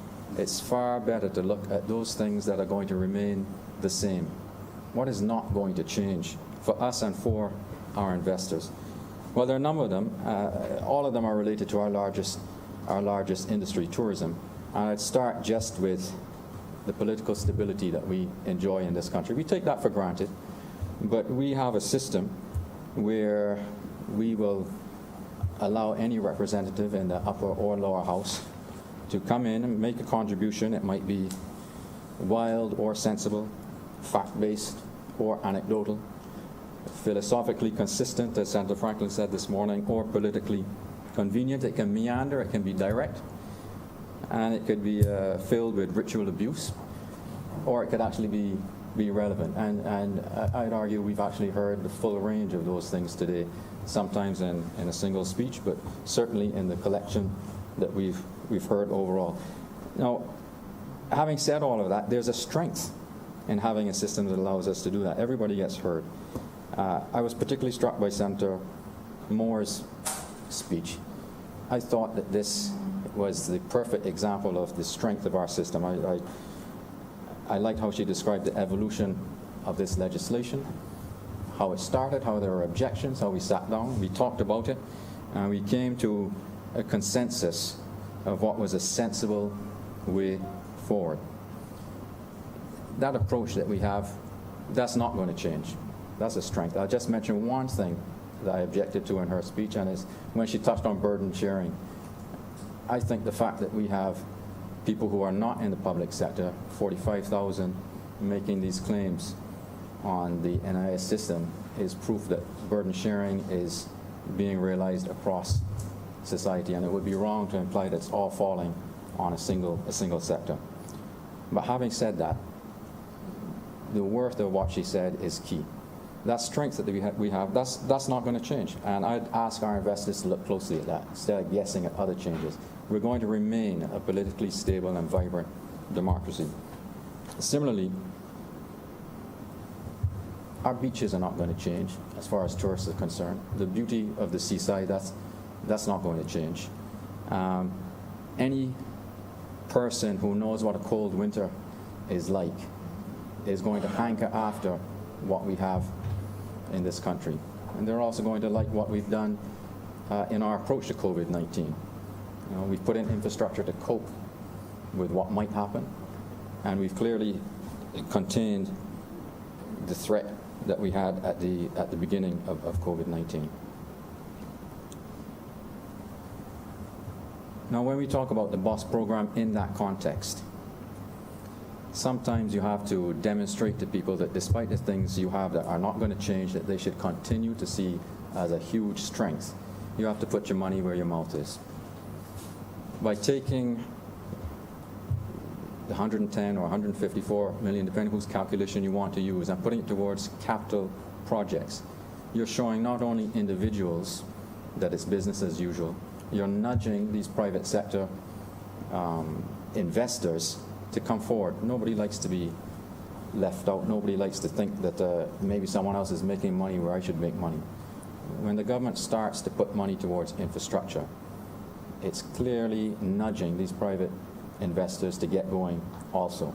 This is a contextual element that's very, very important, I think, to realize. We have to get that investment flowing. And that, to me, is one of the key elements of the BOSS program. That it can be done with the patriotic support of those who take it up is key, but let's not forget what we're actually trying to do here. Now I'm going to take a brief excursion into something that was raised by Senator Franklin earlier. He talked about the Protection of Wages Act. Yep. And he hit on there are two elements there. He hit on something that struck me. When we first started talking about the BOSS program, there's some hysteria that it was illegal, and so on and so forth. And it's nice to hear that has gone away. But I would say this about that Protection of Wages Act, that as Senator Franklin emphasized, that was brought in to stop employers from paying workers in anything other than cash. Couldn't pay somebody in black belly sheep or rum or pile of yams or anything like that. You had to pay them in cash. Now, I don't think there's any question that is something that isn't respected nowadays. I can't think of any case I've heard of where a worker has brought a case against an employer that he's not being paid in cash. So that's key. That's almost as given. As an aside, I will say that having several times declared that he's not an economist or a financial person, I just set him straight on one thing. Legal tender is not the same thing as money. Legal tender falls within the definition of money. Money can be a variety of things. A means of payment, a medium of exchange, a store of value, all those things can be money. Legal tender is very tightly defined, and it's defined in Barbados under the Central Bank of Barbados Act. Legal tender is notes and coins. That's what it is, and ideally that's used for as a means of payment, but you shouldn't consider it money in the legal sense. Now, having said that, I actually think what you said is more sensible, and that's reflected in some of the amendments to that Protection of Wages Act. I think the last time it was touched is 1975, and it recognized that, implicitly, it recognized that cash was not the only way to pay somebody. You could pay them by check, for example. But check is not legal tender. Check is simply a recognition of legal tender. That's all. But that act doesn't touch, for example, electronic transfers. You can now pay by smartphone, by bank direct debit, and so on. That's technically that's excluded, and you could say that anybody paid that way perhaps is being paid illegally, which would make which would be a ridiculous way to interpret the law. But anyway, come back on track now. The other point of that legislation is, having set out this principle that you can't abuse people in the way you pay them, it actually sets out something far more flexible and pragmatic underneath that. And a lot of this is rooted in convenience. So, for example, if there's a section on assignment of wages, if you owe child support or anything else the court has assigned. And I think in Section 19, they touch directly on payroll deductions that would go towards savings plans, and those might be, they call it provident funds or pension funds, or, and this is important, any other scheme. Now, the BOSS is such a program, and it fits very neatly into that piece of legislation. Now, there are a number of other things that I had to make notes on that were covered in here, in part by Senator Franklin, mostly, in fact, by Senator Franklin. Some of them, I think, come from the other place with the opposition leader there, and it wouldn't be right to let them pass without some comment. So the very first of these, and I hope I'm quoting directly, Senator Franklin said earlier, this BOSS program is a clever way of printing money. I'm glad you prefaced your remarks by saying you weren't an economist or a financial analyst. This is very far from anything related to printing money. There's no money added to the aggregate supply in the economy. There's no money that's been produced out of thin air. This BOSS program is relying, amongst other things, on one simple financial idea, and that is this, that money flows where it's going to realize the greatest return. Now, by setting up this program, first of all, you're offering, as several senators have said, you're offering public servants the chance to get out of a 0% interest rate environment, or very close to it, a fee-heavy system, and you're letting them get a return without holding tax of 5%. And it would surprise me no end if this offer is not taken up, simply based on that financial idea that money will go where it can realize the greatest return. Now, against that, the government also, for its part, will take that money and put it where it feels it can realize the greatest return in terms of investing in capital expenditure projects. We've reallocated cash from one place and deployed it more efficiently somewhere else. That's the theory, and I'm pretty sure it's going to be confirmed in practice. Now, in the other place, there were a couple of things that were said. I have to say one of them confused me, because I really don't see the point of it. But the opposition leader said at one point that these bonds shouldn't be considered an investment for them being public servants, but a loan to the government of Barbados. Well, they're one and the same thing for a financial person. You know, my investment is your loan. It's very, very simple, and that's the way it should be looked at. He also said something else. I think it's a legitimate question. He said, why should we divert expenditure from wages towards capital expenditure, especially on tourism, given the outlook for tourism? Well, I refer him and anyone else asking that question, back to my opening statement about changes. Some things are not going to change in this country, and that industry is going to come back. It's only a matter of time. Now, you can continue to spend money on wages. In fact, we're spending the same amount of money on wages. We're merely reallocating money to capital expenditure. But if you want to overcome this hesitancy that we see both amongst lenders and individuals, you're going to have to kick off capital expenditure projects. It's not much more complicated than that. Again, it would be remiss of me not to. There are certain themes that Senator Franklin in particular returns to again and again in here, and VAT, I think, is one. I just make one comment on that. I think the government has to do all it can to recover lost debts. I feel that it did. But on the PDDP or PDP side, it's one thing to say that in here when you have an economic spokesman who's himself saying he would do away with VAT altogether, he wouldn't bother collecting anything, and he'd put in a new system of taxation. And I'd link that to the idea of being philosophically consistent, by the way. I'm assuming that he hasn't changed his view since he said that. But you can't say that in one place and then come and try and lambaste people for not collecting the VAT and implementing and improving the system as far as they can. That just makes no sense. Well, he sits with you, I'm assuming that you collaborate on the contributions, but I hope so. And the final piece was, again, it's a recurring theme, this idea that there are too many ministers. So ministers have to prove their worth. I think that's the first thing everybody would accept. But against that, it's interesting to hear that, but just last week, I think we had Mr. Springer on your behalf saying he wanted to create another one. He wants to separate culture from sport and actually multiply the number of ministries that are out there. So again, I think there's some inconsistency, and it would be wrong to let those things actually pass. But in concluding, I think the absolute key point of this piece of legislation is that we have to kickstart investment overall. This is an innovative way to do it. It's a smart way to do it, and I commend it to the Chamber. I'm obliged, sir.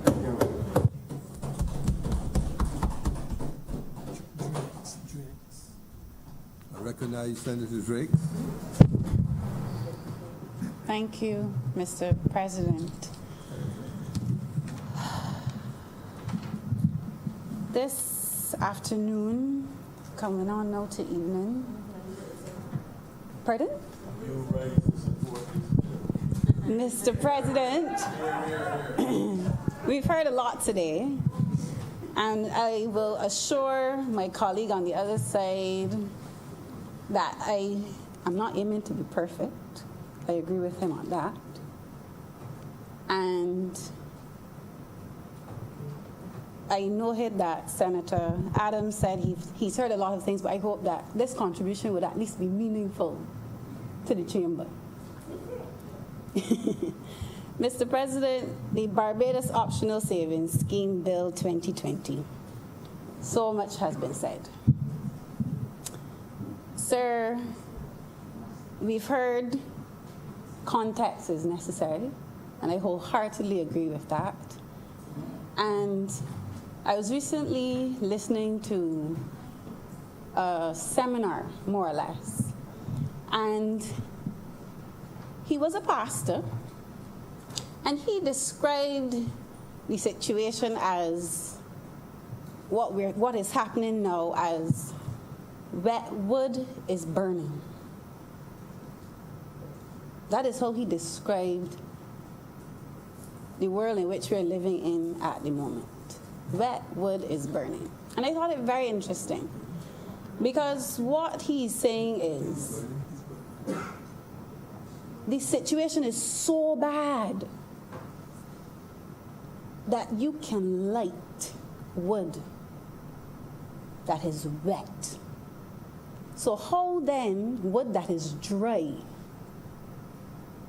how will dry wood fare? And so given the characteristics of the Barbadian economy, it can be considered dry wood. And that is where I would start the conversation. Sir, government is bringing this bill because they find themselves in a dilemma, like all governments across the world. And that is no secret. Sir, the IMF has reported figures of estimates of how much the economy will contract between 7 and 12%. So, and I don't even know if that upward forecast includes a second wave at the end of the year. But nonetheless, at the moment, it is expected to contract between 7 and 12%. And for all intents and purposes, we are hearing that this is the worst economic shock in modern history that this economy will experience. So what do we do? What do we do? Sir, the bill, the BOSS Bill 2020, is seeking to reduce government's expenditure by paying persons less in the short run if they opt in, because revenues have fallen by, we're now hearing that estimate of about $500 million. But yet government is still very much committed to running a 1% primary surplus under the IMF program. And some people will have their varying views on that, but that is what government has committed to. Sir, the bill is before us as well because constitutionally and by law, we cannot do this without consent. Government workers have to agree to this change in their pay. So, sir, what is it that we're talking about here? And I go back to context. The World Bank put out a report earlier this month entitled Pandemic Recession, the Global Economy in Crisis. And it states, Mr. President, that COVID-19 recession will involve a decline in global gross domestic product per capita by 6.2%, making it the deepest global recession since 1945 to 1946, and more than twice as deep as the recession associated with the global financial crisis in 2008. So, sir, if that is the circumstances that we're faced with, we've had other global recessions in the past. How have we fared? I checked. Sir, the global recession of 1971, the Barbados economy contracted by 2%. In 1982, our GDP contracted by 5%. In 1991, 4%. And in 2009, because of that financial crisis, we contracted by 5%. And we know that since 2009, 8 years we recorded economic contractions. And we can contribute that to poor domestic economic policy and all other things included. But, sir, the words in the report that are of concern to me is that this crisis will be more than twice as deep as 2008-2009 global recession. And hence why government is trying to put policies in place, not to grow the economy, Mr. President. Because in this global climate, I would like to see any economy that would grow by the end of this year. Sir, government right now is trying to ride out a storm. That is what we're doing, Mr. President. But what I find even more interesting is that with every recession, there is always a debate in Barbados about what we should do with public sector wages. Even in a time of plenty, when things are good, it is acknowledged by and large that there is an excess of labor in the public sector or a misalignment, because we have some departments that have too many people and some that don't have enough workers to carry the workload. So here we find ourselves again, sir, in 2020, having the same debate again. How do we keep the public sector at least afloat to maintain and retain jobs? But sir, I see two scenarios playing out in this discussion. Two. And the first one is what the bill addresses. Government is saying, in order to meet our fiscal targets, we need some workers in the public sector, and we need a secondary market to buy bonds to the tune of $153 million over an 18-month period. And what we want to do with that money, Mr. President, is we want to put it into capital works projects. Because as we've heard on the other side, for all intents and purposes, capital works creates jobs, it spurs investment, and it gets economic activity going. And so I make no arguments about that. That is true. But sir, there is a caveat there that I have not heard today, putting two things together. That economic policy has worked in the past when people were coming to Barbados. Hotel rooms were filled. Flights were full. We have a scenario now that we are trying to use a conventional policy in an extremely unique economic situation where 2/3 of our foreign exchange is cut off. I heard Senator Grant earlier say, on average, we see about 20,000 people coming into the island per week. Seats coming into the island. We're looking at 2,000. So the situation is very, very different. Sir, when you talk about capital works projects, the money will go to two places. Primarily, it will go to wages for the persons it employs, and we know that they will consume goods and services and they will spend their money. And the other side, it will go to profits. Construction companies, cleaning companies, and the like. But the problem there, Mr. President, is that one, on the wages side, when those people consume goods and services, 80% of every dollar that is spent in Barbados goes into imports. On the profit side, none of the firms that will engage in the capital works are innovators or those that will seek to reinvest in any innovative projects. And that is the trajectory that we know.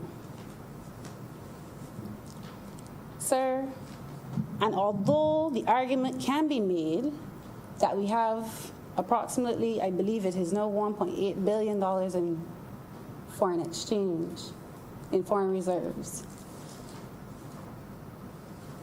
the fact that the tourism industry is cut off to the point where we are now blind to when it will return, we need to be more cautious on how we spend capital works money. Sir, I also take the note and issue and the concern that Senator Moore raised earlier today, this afternoon. So you have a situation where government is taking from the public sector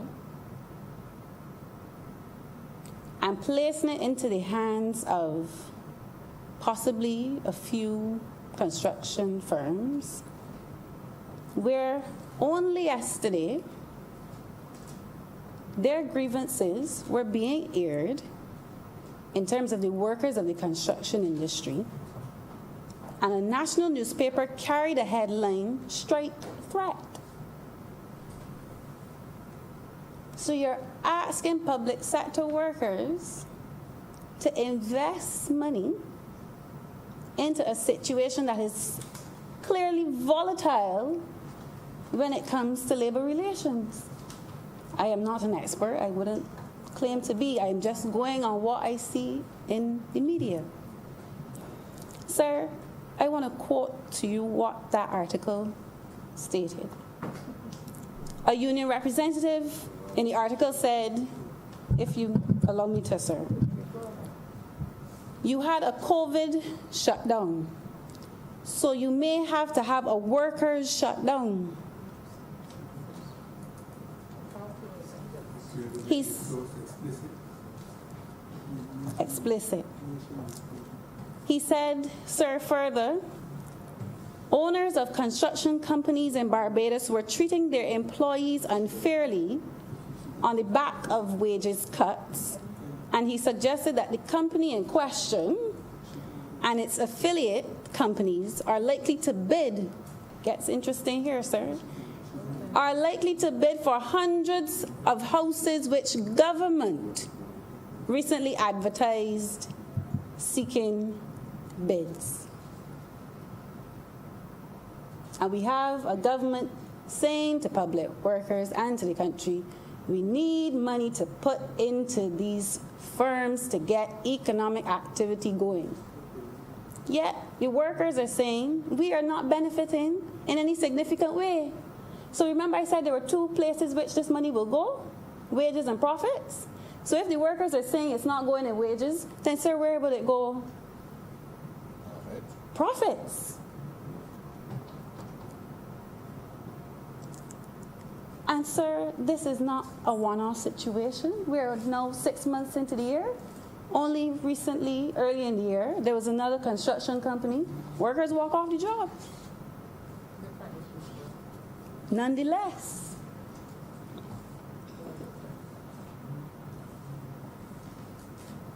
so sir, I agree with the notion that public sector workers are asked to be investors in projects.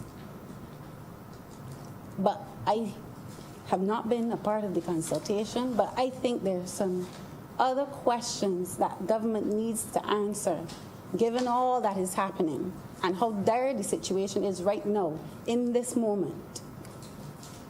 One question I would ask is, does anyone know what is the anticipated rate of return for those private businesses that will carry out the road works, the school upgrades, the environmental cleanups, and the water system upgrades? Can we answer that question? Because we're telling public sector workers 5% is a good deal. 5% is a good deal because the bank is not giving you anything. But sir, I think it's only fair in this climate. You are asking me to sacrifice to give to somebody else. If I am getting 5%, and my money is going to be the vehicle to drive their activity, what are they getting? What is the anticipated rate of return for them? Because clearly, if I withhold, they can't get anything. Unless government is going to get the money from somewhere else and we're doing all of this in vain. So, sir, I am asking a question. Is it a case that we can ensure that no one party benefits substantially more than the other in this climate? Because I would hate to think that public sector workers are the ones that are going to take the risk, they're going to make the sacrifice, but yet someone else runs off with all of the sweets. That is the question that I ask, Mr. President. Sir, the other thing I would like to ask, given the fact that, as I said again, 2/3 of your foreign exchange is not coming into the country. So you're saying to people of this country, the government is saying, we have to get economic activity going. And as I said, I take no issue with that argument. But sir, will there be any spin-off activities from the initial investment that is being made? So that is at least sustainable in the medium term. And that we don't have projects, they end, and then we are back at square one. Because again, as I said, we're walking in the dark. Unprecedented times, uncharted waters. So we could spend $153 million in 18 months.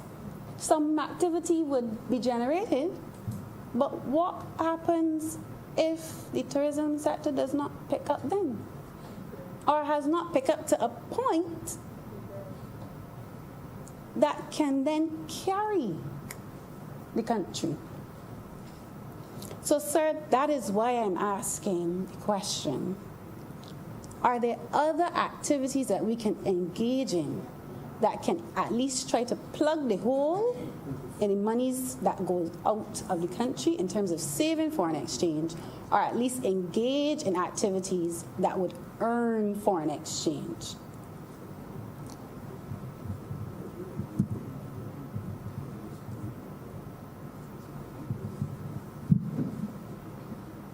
Sir, we have to ask the question if this program will also increase our dependency,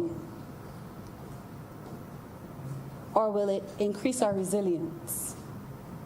Because clearly COVID-19 has exposed all of our weaknesses, every last one.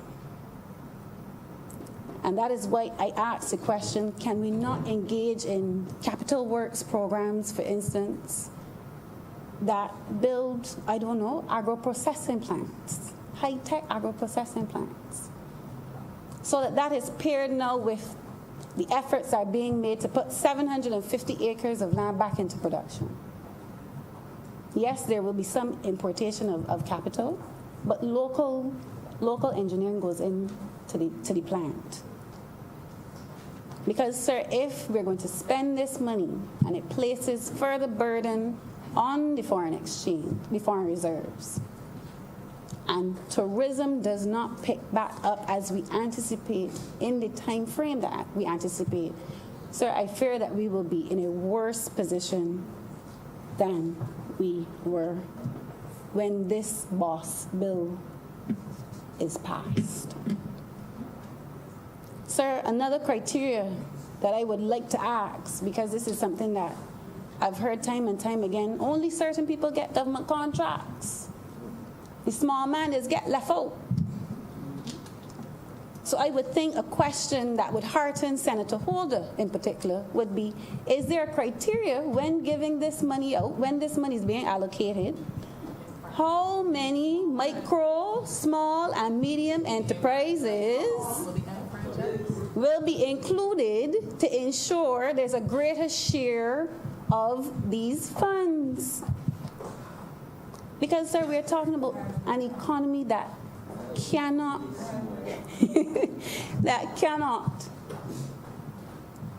take money and it only goes into the hands of a few. So I asked the question, will there be any type of oversight committee given the dire hour that we find ourselves in? Remember, more than twice as deep as the 2008 crisis. Will there be an oversight committee, sir, for these capital work funds? Will the tenders and the contracts be publicly vetted?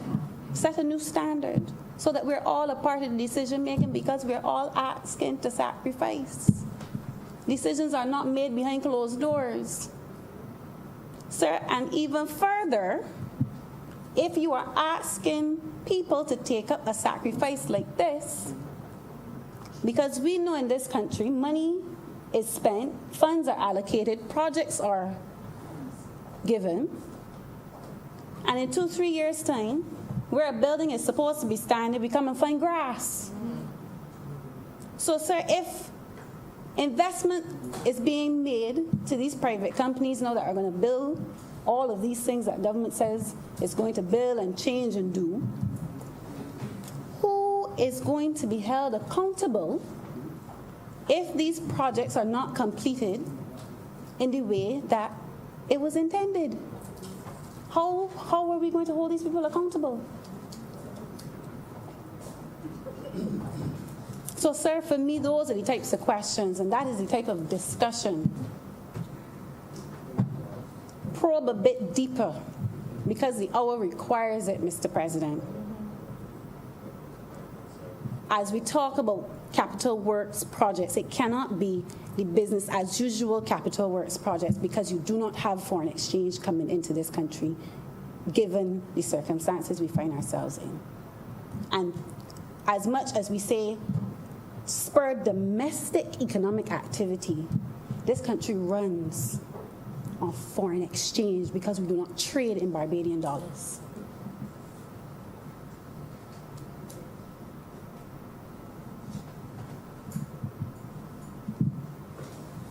But, sir, unfortunately, that is only the first scenario. Remember I said there were two? Sir, two. The second one, the boss bill, as boss as it is, as wonderful as it is, only speaks to one scenario. The second scenario is what Christians would call a stronghold. It is the underlying root problem that we truly face. The boss does a good job at making sure the symptomatic layer, that first scenario, is covered, and we can keep doing this little dance. But, sir, you have to ask the question, why in a time of crisis, as educated as we are, and as proud as we are as a people, we keep repeating history? We keep repeating history, Mr. President. We keep repeating it. Why have we not been able to resolve this issue of not being able to afford the public sector wage bill that we carry?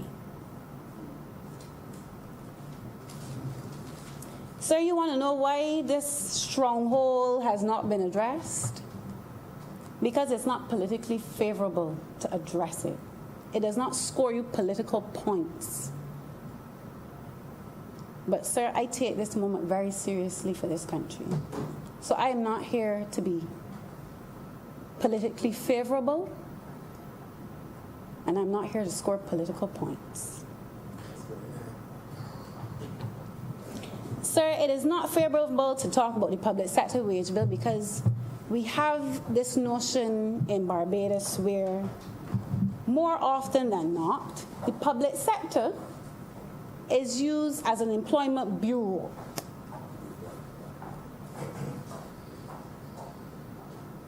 And we have now in 2020 a public sector that both in size and structure and a lot of the functions that it carries out, that is inefficient and obsolete. Sir, I checked the numbers. From 2009 to 2010 financial year to just 2019-2020, government's wage bill accounts for about 30% of government's revenues. In the last few years, the last 10 years, in fairness, it has been coming down, but it has been coming down because government revenues have been going up at a higher rate than the public wage bill has been going down. So that is why the ratio seems as though we're in a better position, but it's not that. It is that we're collecting more revenues. And, sir, for me, I think if COVID-19 does not make us face our reality and face the facts and have a mature conversation about how we restructure the public sector, at least as a medium-term strategy, because I understand in the short term, something has to happen. Something has to happen. But, sir, the hard choices, and I understand, boss. I understand it. But, sir, I want us to start being more mature and talk about the structural problems that we have. Because what we keep doing, sir, is robbing ourselves of future prosperity when we ignore the underlying problems that we have. And boss does not, in any real terms, address this underlying problem that we have. And sir, what our intention should be in this moment is to dictate a step change. Government has the opportunities, sir, to put forward a step change in history, where their mandate would be, coming out of this crisis, how do we have a modern, efficient, productive, and agile public sector? And I do not take away anything from Senator McConney and her ministry, because it is needed. Digitization, the inclusion of ICT is needed throughout the public sector. I do not take that away from the ministry and the work that they've been doing. But sir, it goes a lot deeper than that. Sir, what I'm talking about is a complete transformation of the organizational structure of the public sector, from the positions that people hold to the things that they do and how they relate to each other and how they relate to the public. New standards of transparency and accountability, not just in words but in action. Because, sir, we are facing a crisis that we've never faced before. But yet, sir, we are investigating how $1.4 billion, not million, $1.4 billion was contracted out without due process, and in some cases, we don't even know where the deliverables are, Mr. President. From one public institution.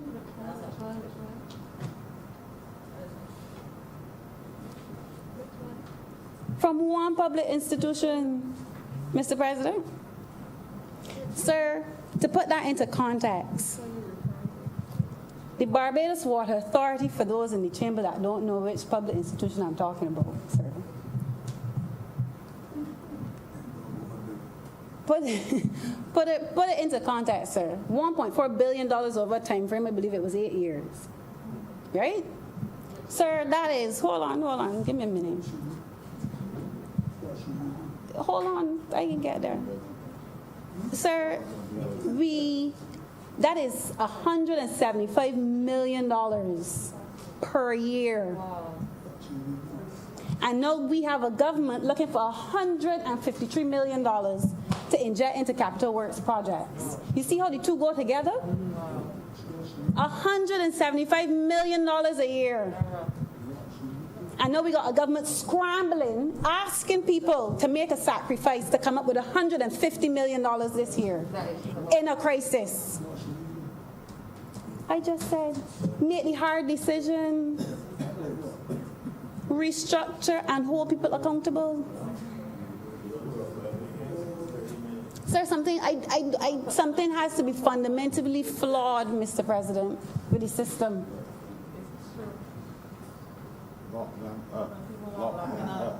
And sir, if we're being honest, a lot of our political class encourages this at the detriment.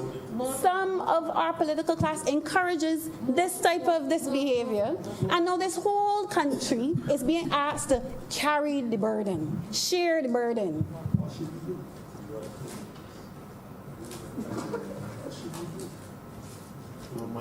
Sir, I know under the BERT program, the government started to restructure some of the SOEs. But, sir, I think now is the time that, at least in principle, we acknowledge that we have to reform and repurpose our public sector.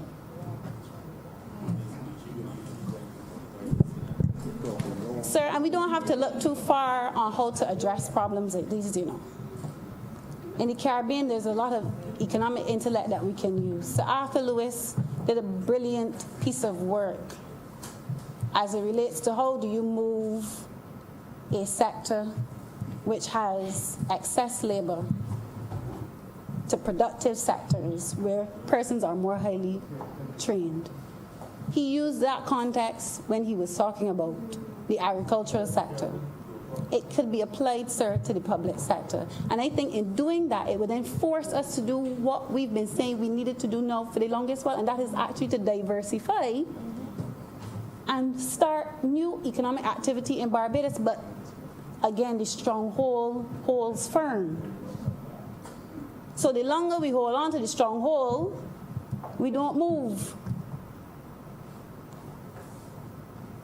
Sir, and what I'm talking about is, so I had a lot of time to think during COVID, you know. And sometimes I know when I speak.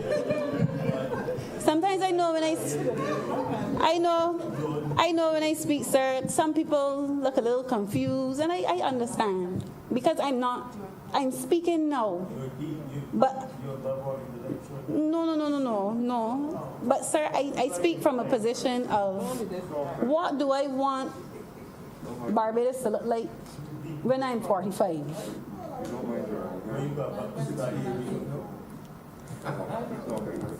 You understand? Sir, what I'm talking about in terms of repurposing the public sector, reforming the public sector, is going as far as to ask the question, sir, when you hear the word servant, what comes to your mind? Somebody that reacts. They're given a directive and they react. Yes, sir. That's correct. In the 21st century, do we need servants? And don't get me wrong, I'm not taking anything away from what we've done in the past, and it has served us. But sir, if we are talking about a sector that changes culture and the psyche of the people working in the sector, sir, could it be that we want civil custodians? We want caretakers now.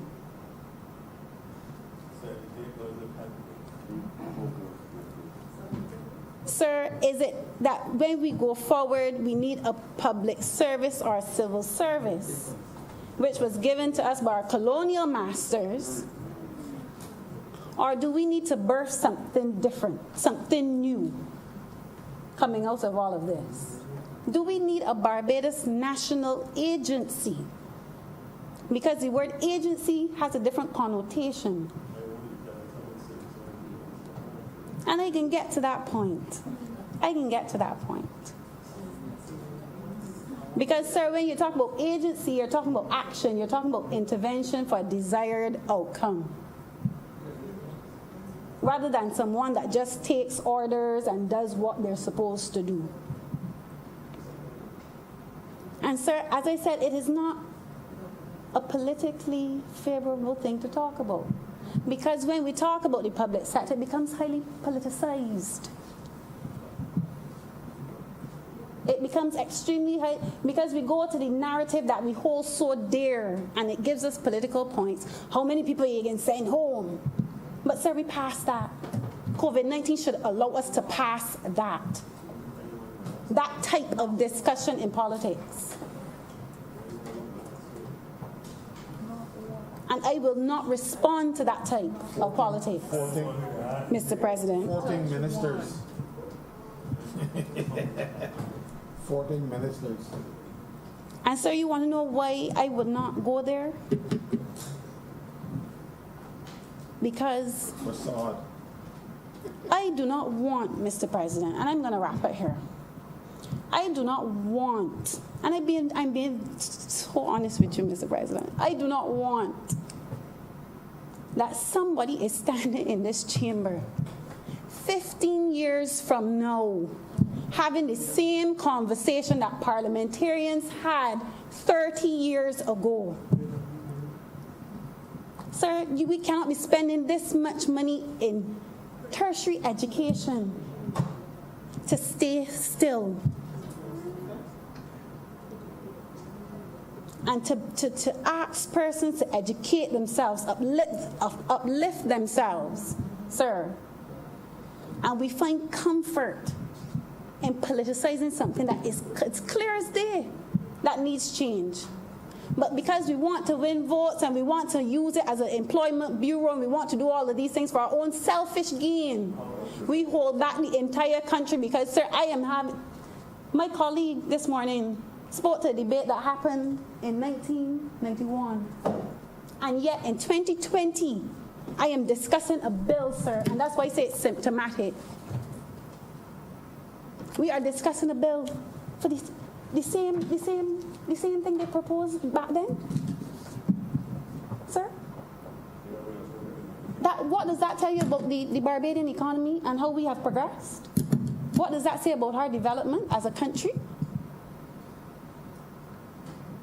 I should be in here debating on which sector we need to get moving because we've diversified to a point that tourism is down, so we have something else. How do we get that moving? But, sir, we are now in a position where we still have tourism as our only foreign exchange earner. And we have not moved. Let me keep the money.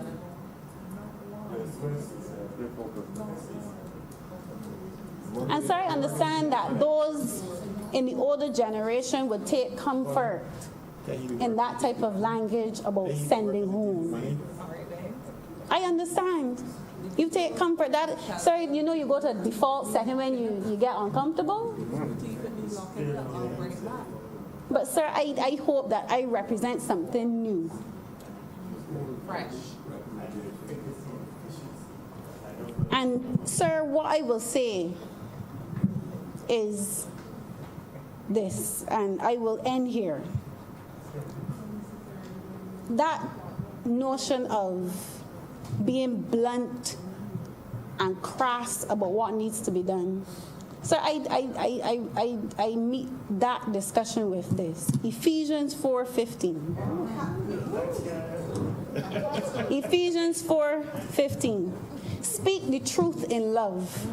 Talk about this in a way that is kind, although it is a difficult truth, with gentleness. Speak the truth in love. Love, love, love, love, love. Those kind of words don't really get used in this chamber, but that's all right. COVID-19 made me rethink a lot of things, so I'm comfortable using it.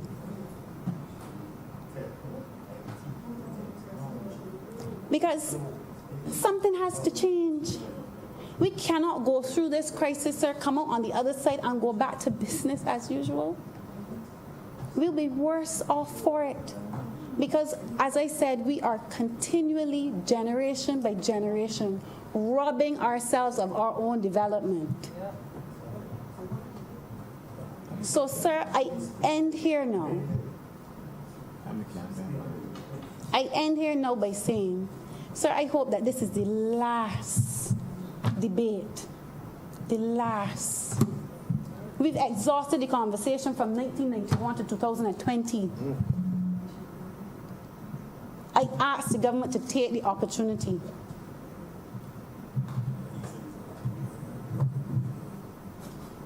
to repurpose the public sector in a meaningful way, Mr. President, so that I do not have to, when I see the grays start to settle in my hair. Go there now. No, I can go there. That's life. You do that. You age gracefully, so that when the grays start to settle in, sir, I don't have to turn on my radio or the TV and hear somebody in the house, the lower house or the upper house of Barbados, having the same debate that we are having here today. Mr. President, I'm obliged to you. Thank you.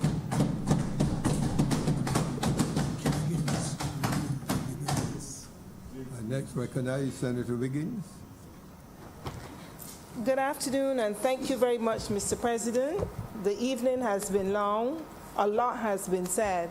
And I just want to say a few words in support of this BOSS program. Everyone knows that Barbados was well on the way in terms of the restructuring program that was put in place under the BERT program. And the government, through its economic advisors, I think the PM always say led by her senior advisor, I think we can have to call him Professor Kevin Greenidge now, because the body of work that he has done for the government of Barbados on loan, I think it's from the IMF, is really very highly commendable, and the service that he has done for his country, Barbados. So the country was on a trajectory on the up and up, and then in steps COVID and stopped everything dead in its tracks. And that has really not only suppressed Barbados, but the entire world. And I want to say a few words on the whole COVID business. I think internationally it has been recognized, Mr. President, that the Prime Minister and the team has really managed the country well in this COVID situation. Many of us watch the international news channels and see the large international countries. And I recognize that when we were saying you should wear masks on public transportation, you should sanitize, and all the protocols that the government and the public health officials have put in place, it was really shocking to a lot of us here to realize that those international jurisdictions had not put those protocols in place. And people were dropping dead like flies in those countries. And people were wondering what is happening. And when you look to see how that pandemic was managed in this small country, a lot of people have congratulated Barbados for being able not only to put the protocols in place, but to be able to manage its people, that we saw the wisdom of those protocols and we have obeyed them. And that is why we have reached this next stage where the government is trying now to open back the country now, I believe, to international flights sometime in July. And of course, in opening back up the country to international flights, I think I heard the Prime Minister and the public health officials speak to the whole question of rapid testing. When the flights come in, that the rapid test, I believe the doctors in here probably can say, the test would come back within a shorter time than the 24 hours currently that these tests come back in. So because the pandemic had so paralyzed the country, that the whole program, the BERT program, was literally no longer relevant.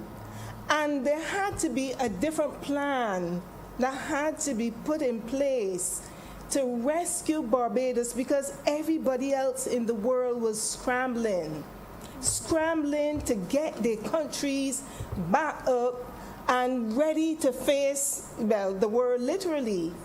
So the plan that, as far as I heard, Senator Moore, whom I really want to say you did a really good job, Senator Moore, the hard work that you have put in for the workers of Barbados in association with the government in coming up with the BOSS plan.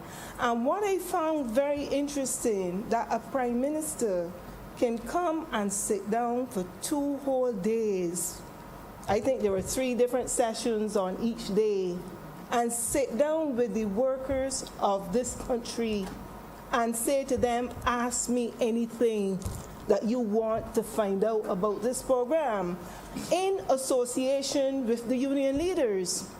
I heard people on the call-in programs, they were, scoffing at it, saying that why is the Prime Minister sitting down with labor and the workers, that she should not have been there, but who best should have been there but the Prime Minister, in association with the union leaders, and as I said, with Senator Moore and the others, and let the workers, the ordinary workers, come to the gymnasium and ask all the questions that they needed to know about the BOSS program. And of course, Dr. Greenidge, he was very fluent. You know, he speaks so that the ordinary person can understand. I heard Dr. Greenidge addressing the Chamber of Commerce earlier this year. It seems like last year now, so much has happened. And he put forward the economic program, it was the BERT program then, to Barbadians, and he really explained it. You know, yes, he had the graphs and so on, and people understood what it was that the government was trying to do to achieve the objective of putting Barbados back on a growth path. And I saw that same teaching methodology that Dr. Greenidge and Senator Moore and the Prime Minister and others did at the gymnasium to explain to Barbadians the whole concept of the BOSS program. Now, I would not go into it now because everyone knows how the BOSS program works. But one of the things that I find interesting is that you can opt in or opt out.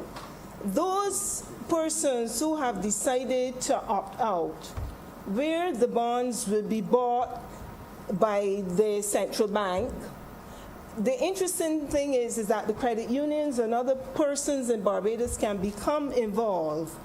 And what Dr. Greenidge did say, that there are going to be programs across the country teaching Barbadians about the secondary bond market. And that is going to be a very interesting, the development of the secondary bond market in Barbados, because traditionally, and it was something that I always wondered for many years, where, as you noticed, when BS&T and all those were being bought up by the Trinidadians, it was like, why didn't we learn this whole question of buying and selling of shares and investments? I know years ago, when we were children and you didn't understand these things, my father would have had a few shares in Banksbury's and Light and Power at the time. You just thought it was a casual thing that was going on. But you see, we were not educated to that effect. Yes, all of us went to KFL and have degrees and so on and so forth. And you have a lot of economists out there that would be, you know, talking all the economic jargon that people don't understand. But you see this whole question of bonds and that secondary bond market, it has to be developed in Barbados in a very systematic way. Because if we don't learn how to do that, we are not going to be able to look after our future and our children's future. Because I heard the government minister said last night that he had some shares in the company that he worked for, some investments in that company, and he never touched it.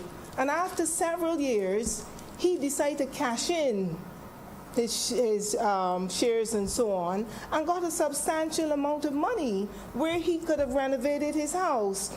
But we were not conditioned, Mr. President, to think about the future, to think about investing, and exactly how that is going to work for us in the future. So one of the things that I would like to see coming out of this program is that whole question of how we can invest in the future and how it can benefit our children. The other thing that I want to say is that the fiscal space that the Prime Minister was looking for in terms of the bonds where you can opt in or opt out, she needed the fiscal space, obviously, for capital expenditure. And there have been all the programs that were rolled out where a lot of capital expenditure was going on. I mean, I know because I saw the whole list, and while I was in Suriname, we were down there researching all the natural resources and all the things that we were going to be importing from Suriname to support this capital works program in Barbados. So I'm saying that anyone who has the opportunity, Mr. President, to opt in of this program should do so, because we know it would help our brothers and our sisters. Because my thing is that if all the public officers decide, this is a great program and we're going to opt in, when you opt in somebody in the private sector who's not currently working, I was so shocked. I really was shocked when I heard the amount of claims, Mr. President, over 45,000, it is, Senator Moore? 45,000 claims. That rocked the National Insurance Board, Mr. President. That has never seen a shock like that yet. And I'm saying that in order to balance all these things, that if you can just opt into this program and help your sister and your brother get a job, they would not have to claim from the national insurance. And that national insurance obviously will be there for us when we get old, to be able to claim our pensions and so on. And if it is so severely attacked now because of this pandemic, and the government has come up with a program, this BOSS program, to really assist the country, Mr. President, I think it is a worthwhile venture that each and every Barbadian should opt in on it. And then I heard also, and maybe someone on the government side can correct me, that there might be further bonds, I think they were called pandemic bonds, that will be issued in the future, which can probably be taken up by the private sector. But all these things will be good for Barbados, because then we would not have to go seeking loans on the international market at this time. And many countries in the world, Mr. President, are out there asking the IMF and everybody for support. And they are going to deal with the larger countries first. I think some time ago it was said that we had about $9 million in the credit unions and so on. And I really think that Barbadians, if the money is already here within the country, that if it is loaned to government through bonds or otherwise, it would benefit Barbados. So, Mr. President, I want to tell you that I stand here in support of this BOSS program, because it's going to help Barbados and assist Barbados and build the future of Barbados, because we are supporting our brother and we are our brother's keeper. And with those few words, Mr. President, I thank you for the opportunity to speak.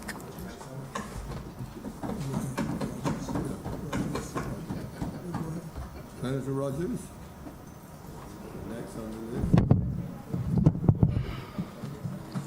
Thank you, Mr. President. I'll be extremely brief as I just stand to lend my voice on this matter to commend the government on the measures they're seeking to take to push our country forward in these most uncertain times.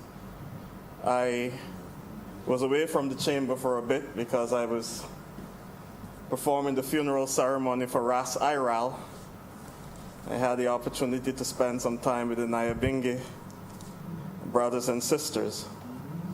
And it was a very moving ceremony, because it brought me face to face with the reality of what is going on in the world right now, that we perpetuated it here in Barbados as well. That our Rastafarian brothers and sisters were not able to practice their faith in the freedom with which they are entitled to. And on that occasion, I had the opportunity to reflect on Isaiah 61. The Spirit of the Lord is upon me, for he has anointed me to bring good news, to proclaim release to the captives.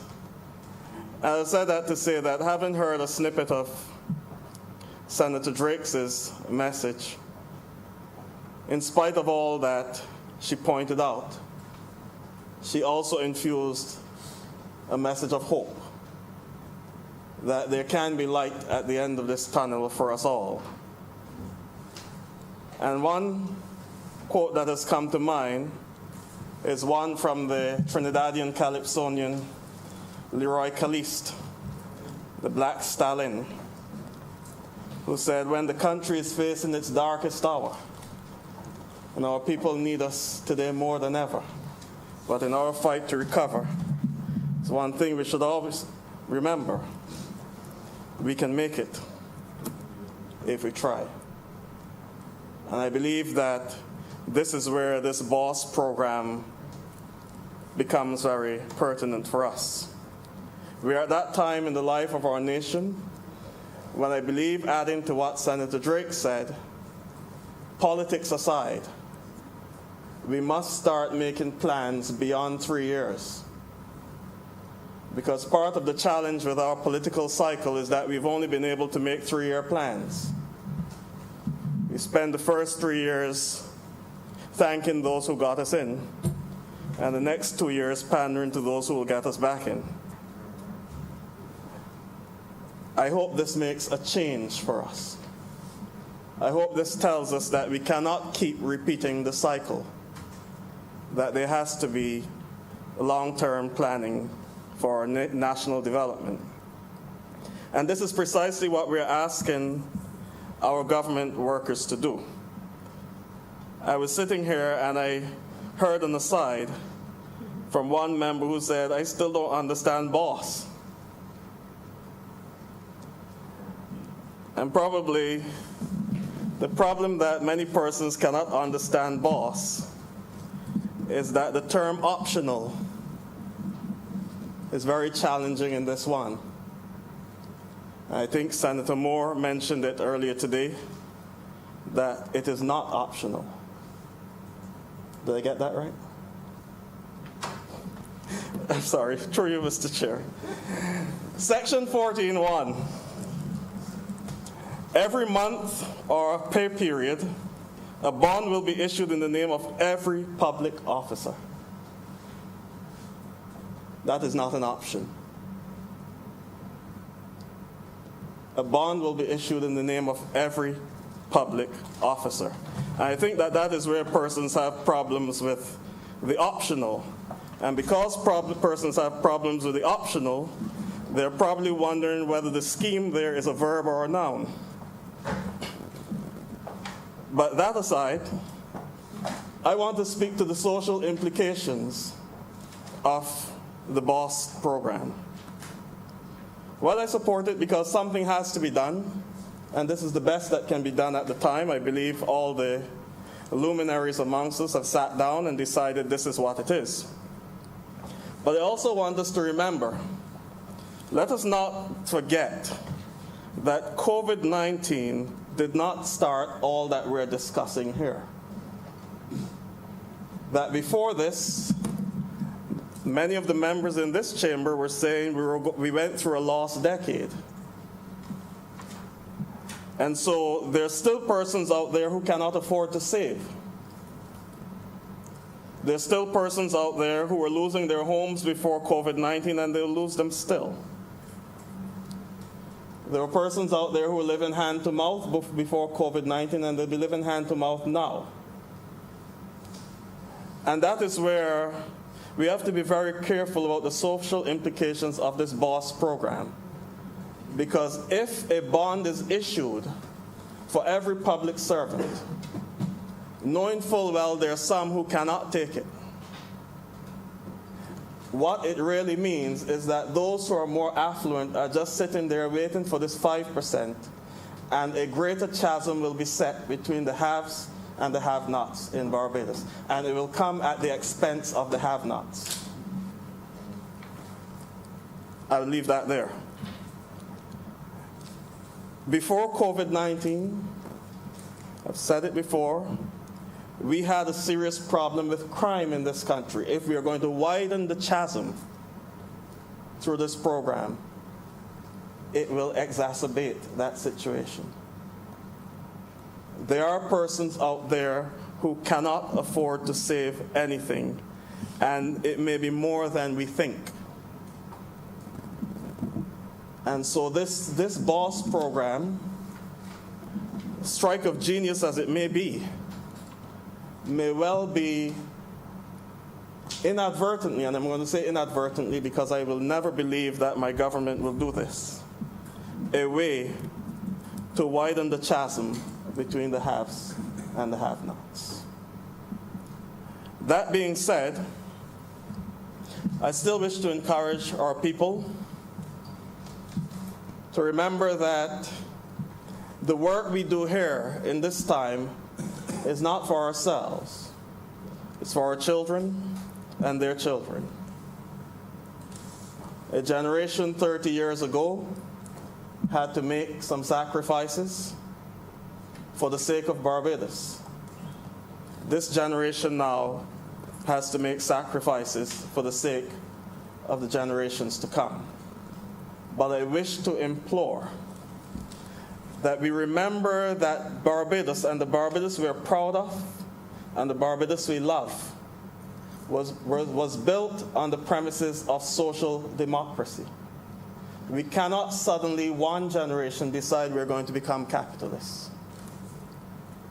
With those few words, I thank you very much.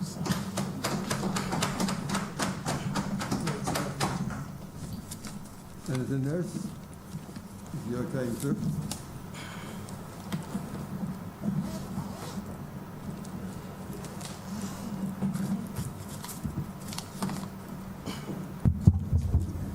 Thank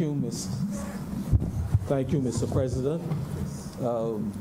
Following on from the last few speakers, I think I shall also keep my comments very short and brief. First of all, Mr. President,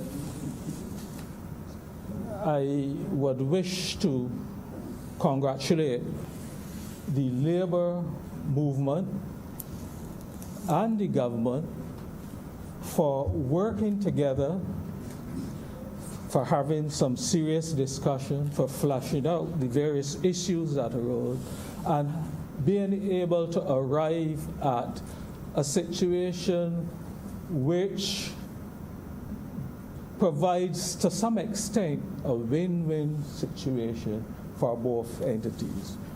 Obviously, the labor movement, the workers, would not have wished to see that their take-home pay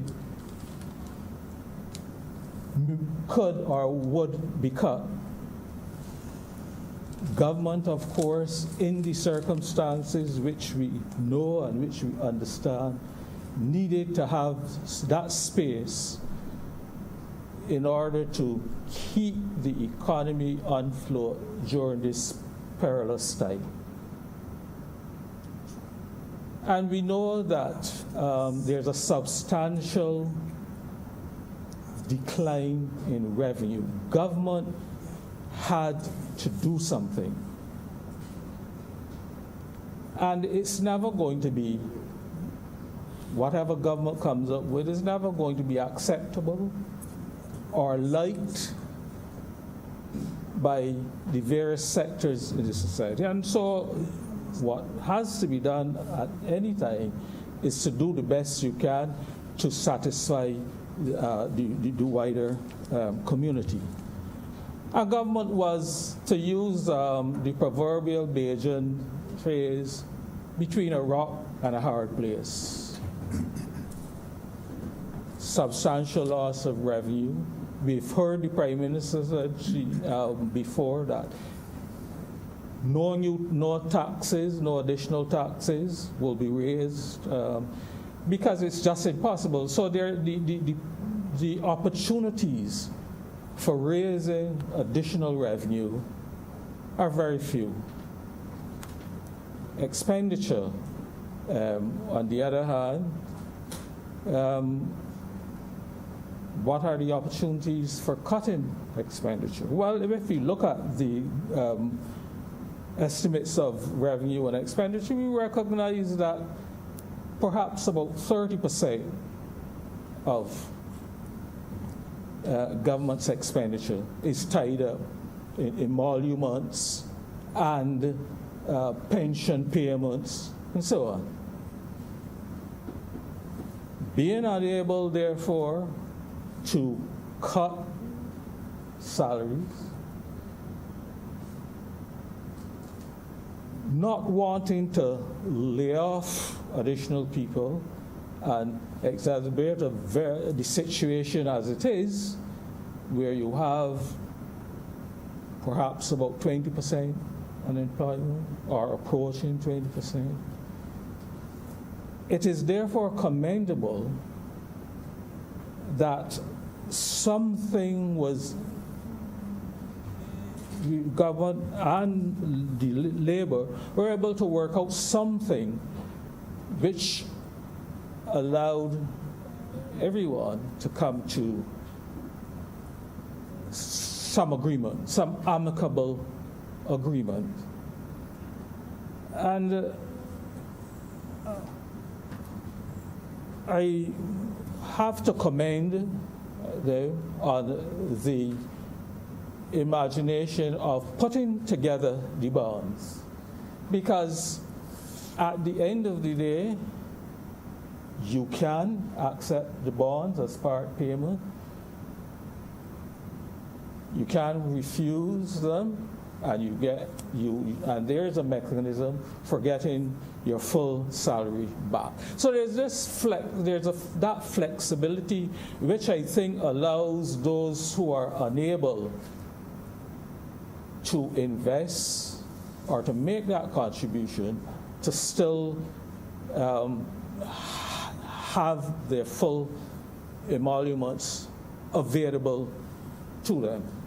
And that is important because majority of civil servants, and not only civil servants, but worker employees in the private sector also, basically live from paycheck to paycheck. You get a salary at the end of the month, and you pay your mortgage, you pay your utilities, or whatever other monthly recurring expenses you have to make. You buy some food and you sit back and you wait till the next month and you go through the whole process. So truth be told, I rather suspect that a lot of the civil servants really will not, because of their situation, will not be able to take advantage of this investment opportunity. And so it is good that there is an option for those who cannot, for whatever reason, take up that allocation, that they can be reallocated through the secondary market. And that is something that I believe I raised when we talked about the debt restructuring some time ago in 2018, late 2018, I believe, or early 2019, that this opportunity to have a secondary market would be important, not only for those bondholders back then, but now obviously for these persons who will have an opportunity to purchase these bonds not taken up. That, Mr. President, we will see how that goes, but it will probably give us an indication if the appetite for those persons who perhaps may have invested in the past in government bonds of the public in general is coming back. In other words, are we going to see, it may be a hint that confidence is coming back and that people are prepared to take up government securities again. Not suggesting that as we go forward, that if that does happen, that we see a huge, or that we see government wanting to put substantial bonds on the market. Again, we've heard about the pandemic. You've heard about the pandemic bond that may likely come on stream. But government has got to remember that under the IMF program, there's a heavy commitment to controlling the debt level. And therefore, it's going to call for a heavy monitoring, careful management to ensure that those debt ratios which we have agreed to and which are important in order to see the economy moving forward in the years ahead when we're out of this situation, that we don't do anything untoward to create this situation. I raise that too because in the unlikely situation that those bonds are not fully taken up or there is not a substantial interest, then it seems to me the Central Bank of Barbados will be left holding the bag. And at some point, those bonds will have to be redeemed by government when they mature. How will government do it? If the economy does not pick up as expected, you may have to raise taxes in order to find the funds necessary to redeem those bonds in 4 years. So it has to be a careful management as we move forward. One of the things I would have been interested in here is the possibility, for example, of establishing a sinking fund, which gives a little more assurance, or gives significant assurance, that when those bonds are due to mature in 4 years, that there's available funds to redeem, by which those bonds, with which those bonds could be redeemed.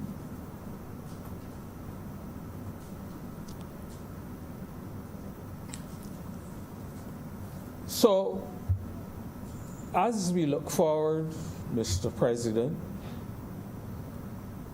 we are hopeful, of course, that this arrangement will be successful. We've heard some issues raised as to the legality of offering bonds as part of your payment. And that argument went back over 30 years ago, Mr. President, and I believe you, Mr. President, may have been part of that robust debate back then. And I am not, of course, a legal person, so I leave that to those persons who have that level of training. But I just want to make the point that perhaps it would be good if we could be given the assurance that if there were such issues back then, that they have been resolved and that legally the government can do what it is proposing to do now in terms of these bond issues. And so, Mr. President, as I said, I hope that government will be able to manage this process very carefully. I wish them well. I hope that it works and that the funds become available to work on the capital projects which are being proposed. We don't know what they are, but the point is I would wish that those funds become available, and so that we can see some pickup in the economic activity, which will then make life much easier for everyone. The other thing I would like to mention is that the suggestion that, or there was a hint that maybe the private sector employees should do their part. But truth be told, I would suggest that the private sector employees have already done their part as well, because they have suffered perhaps more than government employees during this pandemic. They have been laid off. Number of private sector employees have been laid off, or they have had their wages and salaries cut. And so they are already making their contribution. And we always hear this present administration with the phrase doing the heavy lifting. So maybe this may be a way of balancing the lifting between what has gone on between the private sector and the public service employees. And so I wish we get over this period safely, and that in a very short order, government will be, the economy will pick up, and that we will be able to get over this hump and get back to business as usual. And with those few words, Mr. President, I am obliged to you. Thank you, Senator Neres. I now call on Senator Maynard. Thank you, Mr. President. Mr. President, there is no doubt that COVID-19 will be with us for a long time. And we will be occupied in these chambers deliberating many a bill that will be a direct consequence of COVID-19. Mr. President, there is no doubt that government's response to COVID-19 has been exceptional, and the fact that we are here today, having shut down the country several months ago, speaks to that. Senator Walcott this morning laid out in detail many programs which government instituted as new programs and programs which were expanded. But Mr. President, the results that we've had so far have not been without contributions from persons in the country who have remained quietly in the background. Many philanthropists have given generously, and our own Senator Grant has done tremendous work in the background. It would add significant time if I listed all the things that he's done, so I'm not going to list them. But suffice it to say that without some of his efforts, many patients might not have done as well as they have. However, Mr. President, the response from individuals has been spontaneous in terms of their willingness to help. There was one very company, when one of the proprietors was called about masks for frontline workers, he simply said, if you can get me an exemption to get my staff on the road, I will make the masks that you need. And in 24 hours, he delivered them. And that was very, very Barbadian. Mr. President, the Barbados Optional Savings Scheme bill is a bill which I support. But there are still matters in this bill that are unclear. And the matter, to my mind, of emoluments is still unclear. And I've not heard anyone adequately explain whether the emoluments of a public officer is that officer's voted salary, or is it the voted salary and allowances, and does it include your gratuities? if it has been explained elsewhere, then I would like to be told what is it. Mr. President, the temporary employees listed under the interpretation is a category of worker that I must speak about, and particularly my young colleagues who are hired in the QEH as temporary employees and in the other parts of the Ministry of Health, like the polyclinics, where these temporary employees are almost held to ransom and they're not employed long enough where they could qualify for vacation leave or gratuity. And yet, well, in this circumstance, they are being offered, as some put it, to carry some of the load. And I think a situation where people who are asked to work at least as hard as their colleagues who get all the other benefits, they should not be put on rotations where they are limited to a period less than 9 months, so they cannot get vacation pay. And I make that special appeal for the people who are listening to fix it. Mr. President, I have under Section 14 refused to sign an option form given to me. And I have refused to sign it, Mr. President, because I think it is wrong.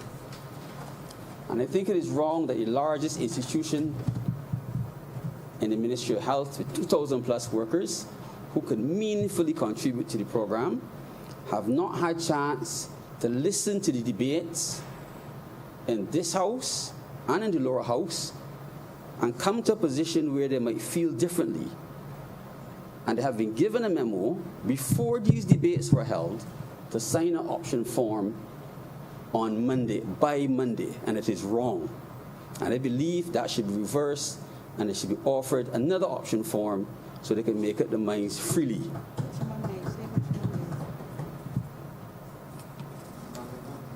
The Monday I'm speaking about, Mr. President, was Monday past, Monday the 15th.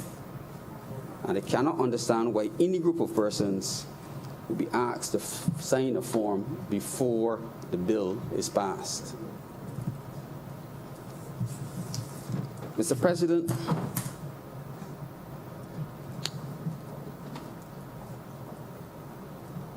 if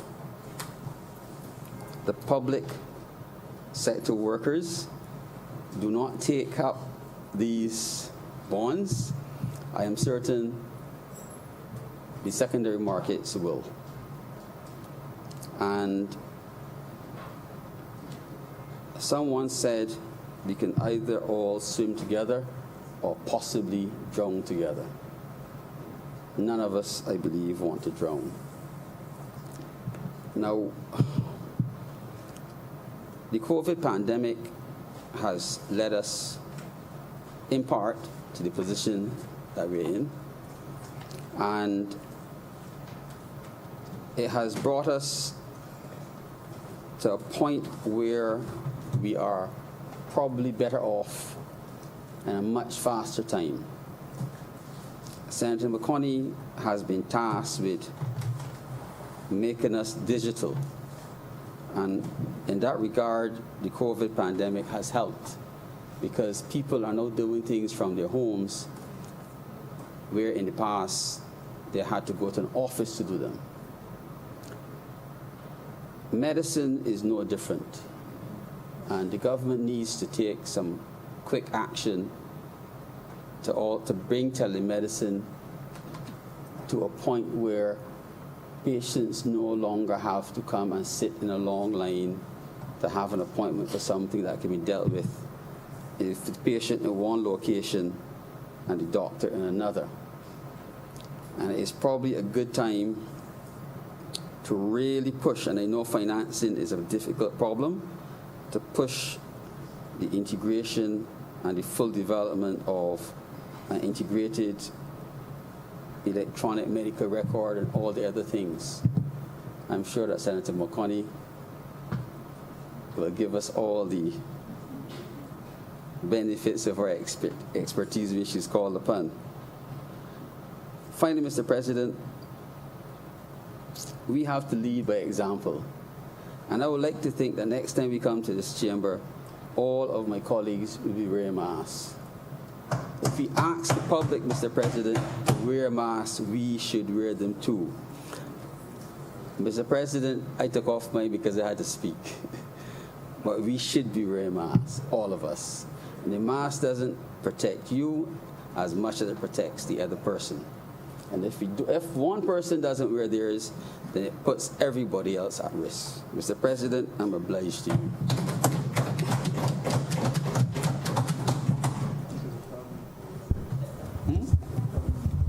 What's that?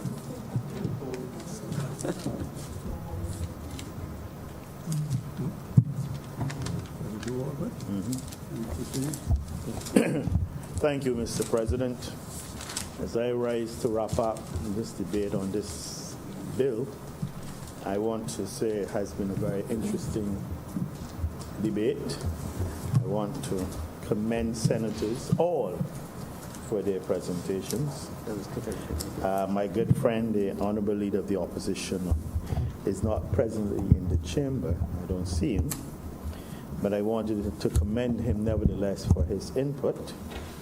He didn't openly say that he supports the bill, but he persisted in saying that it was a wage cut. And sir, I know that you do believe and you would understand that that is his mantra, that it is a salary cut. As it relates to that, years ago, decades ago, studying medicine and doing psychiatry, we were told that a delusion is a fixed false belief. And all I would say is that that is his delusion. I'm not saying that he exists in a delusional state, but that is all suffice to say about him. But he remains my friend, Mr. President, and you understand that friends behave like this to each other. Senator Drix, as always, intense, emotional, intellectual, and I agree with a lot of what she said, indeed, in terms of the reform, some to some extent. I certainly agree with a lot of what she said in terms of the need for a transformation within the public service. And I dare say I've heard this for several decades now to myself, and I do believe with her. And COVID has allowed us to do something that was unheard of before in terms of the public sector, in terms of people operating from home and remotely. And I certainly agree with her, but I'm still waiting for her to tell me how she will achieve this level of efficiency and transformation without saying what is she going to do with the large numbers of persons that would obviously become redundant. But I know that she claims that she doesn't have political ambitions. Perhaps those who within her party will deal with that matter as when it comes forward. I want to commend all the other senators. Senator Moore, I missed most of her presentation as I was at another meeting. Senator Franklin. I spoke about Mr. President, I praised him already.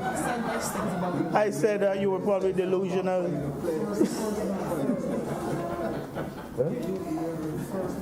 Senator Greenwich, indeed. Senator Wiggins, Senator Rogers, Senator Miller, indeed, Senator Nurse. I thought your presentation was indeed inspiring for me.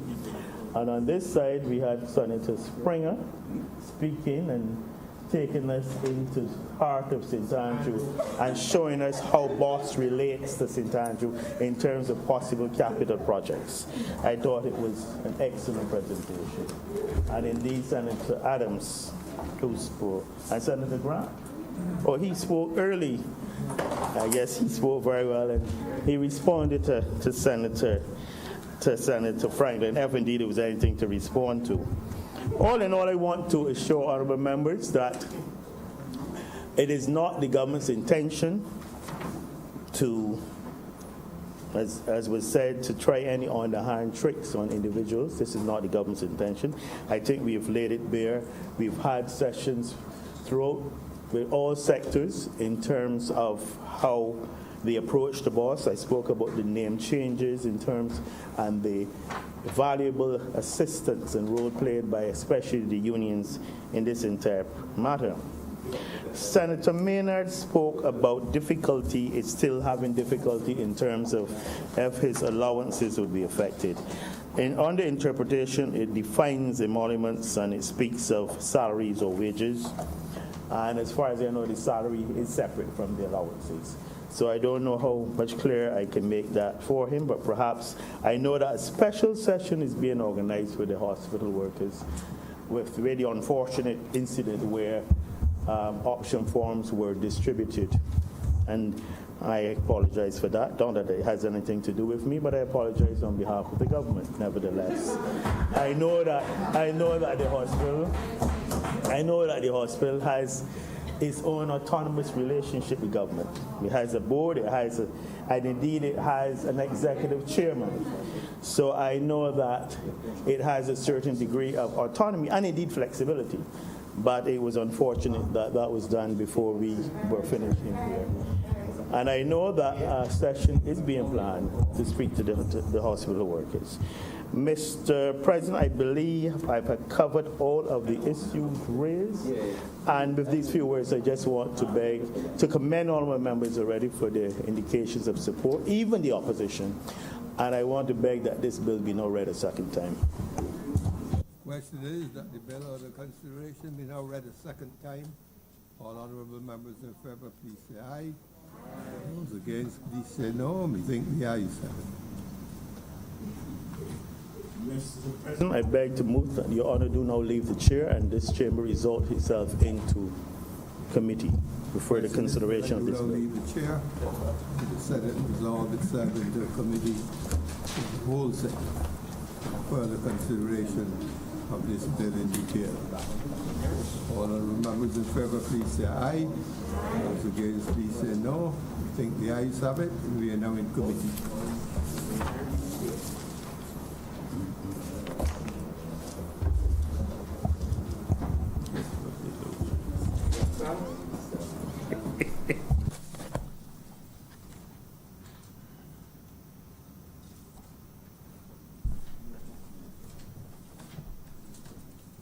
The Senate is now in committee.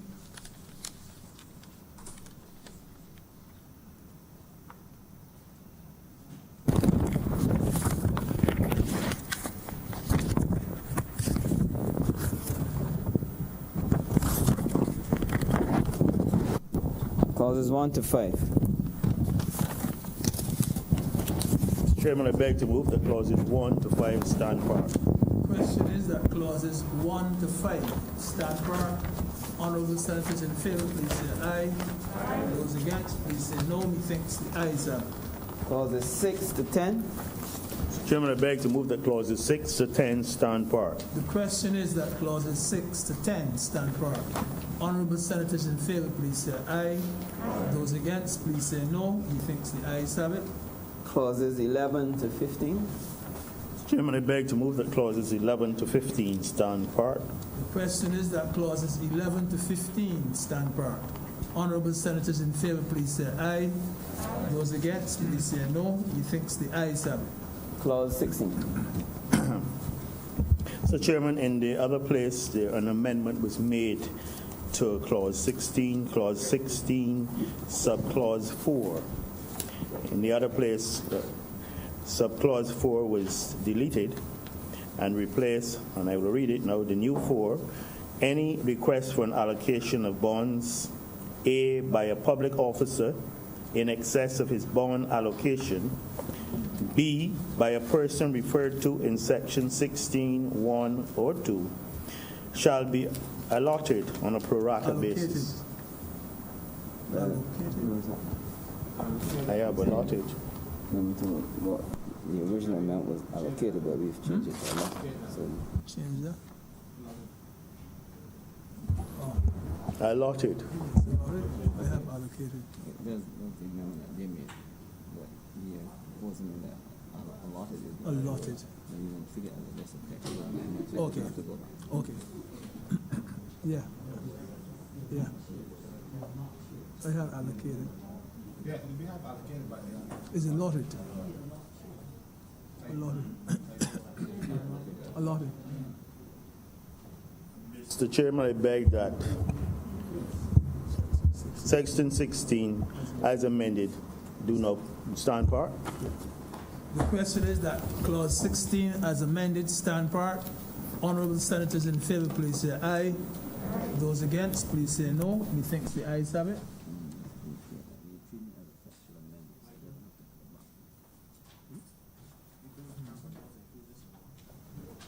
And this will be treated as a textual amendment and will not have to go back to the other place. Clause 17. Chairman, I beg to move that clause 17 stand part. The question is that clause 17 stand part. Honourable senators in favor, please say aye. Those against, please say no. Methinks the ayes have it. First schedule. Beg to move that first schedule be the schedule to the bill. The question is that the first schedule be the schedule to the bill. First schedule. Honourable senators in favor, please say aye. Those against, please say no. Methinks the ayes have it. The second schedule. Chairman, I beg to move that the second schedule be the second schedule to the bill. The question is that the second schedule be the second schedule to the bill. Honourable senators in favor, please say aye. Those against, please say no. Methinks the ayes have it. Mr. Chairman, I beg to move that you do not report His Honor the President the passing of one bill in committee. The question is that I do now report His Honor the President the passing of one bill in committee. Honourable senators in favor, please say aye.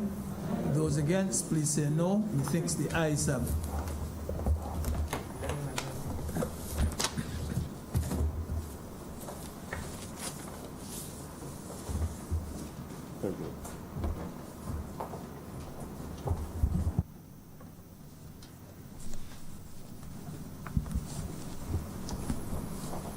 The chairman has reported to me the passage of the bill under consideration in committee. Mr. President, I beg to move that this bill be now read a third time. Question is that the bill be now read a third time. All honourable members in favor, please say aye. Those against, please say no. I think the ayes have it. Mr. President, I beg to move that this bill do not pass and be cited as the Barbados Optional Savings Scheme Act 2020. Mr. President, before you, as you're aware, this bill is done under Section 49(2) of the Constitution, therefore requiring a vote. If we were done at our traditional home, we would have had the bell ring, but we have no bell. But I think based on the evidence from the... Are you proposing to shout instead? No. I think based on the evidence from our marshal, we have all senators here. So we will commence the vote, sir. Senator Walcott? Aye. Senator Moore? Aye. Senator McConney? Aye. Senator Dr. Springer? Aye. Senator Dr. Holder? Aye. Senator Adams? Aye. Senator Dr. Haynes? Aye. Senator Grant? Aye. Senator Cummins? Aye. Senator Sands? Aye. Senator Franklin? No. Senator Drake? Aye. Senator Moore? Aye. Moore. Senator Wiggins? Aye. Senator Reverend Dr. Rogers? Aye. Senator Nurse? Aye. Senator Boyce? Aye. Senator Maynard? Aye. Senator Tate? Aye. Your Honor, Senator Greenwich? Aye. Mr. President, the results of the division, 19 senators voted in favor of the bill. 1 senator voted against. Therefore, in accordance with Section 492 of the Constitution, the threshold of 2/3 majority has been satisfied.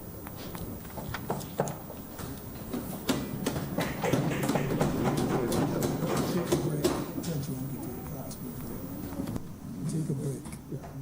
Take a short break, Jamal. It is being proposed,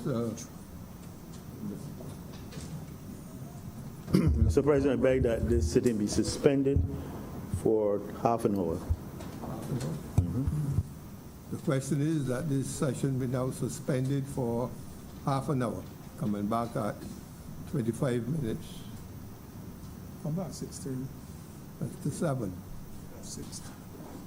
All honourable members in favour, please say aye.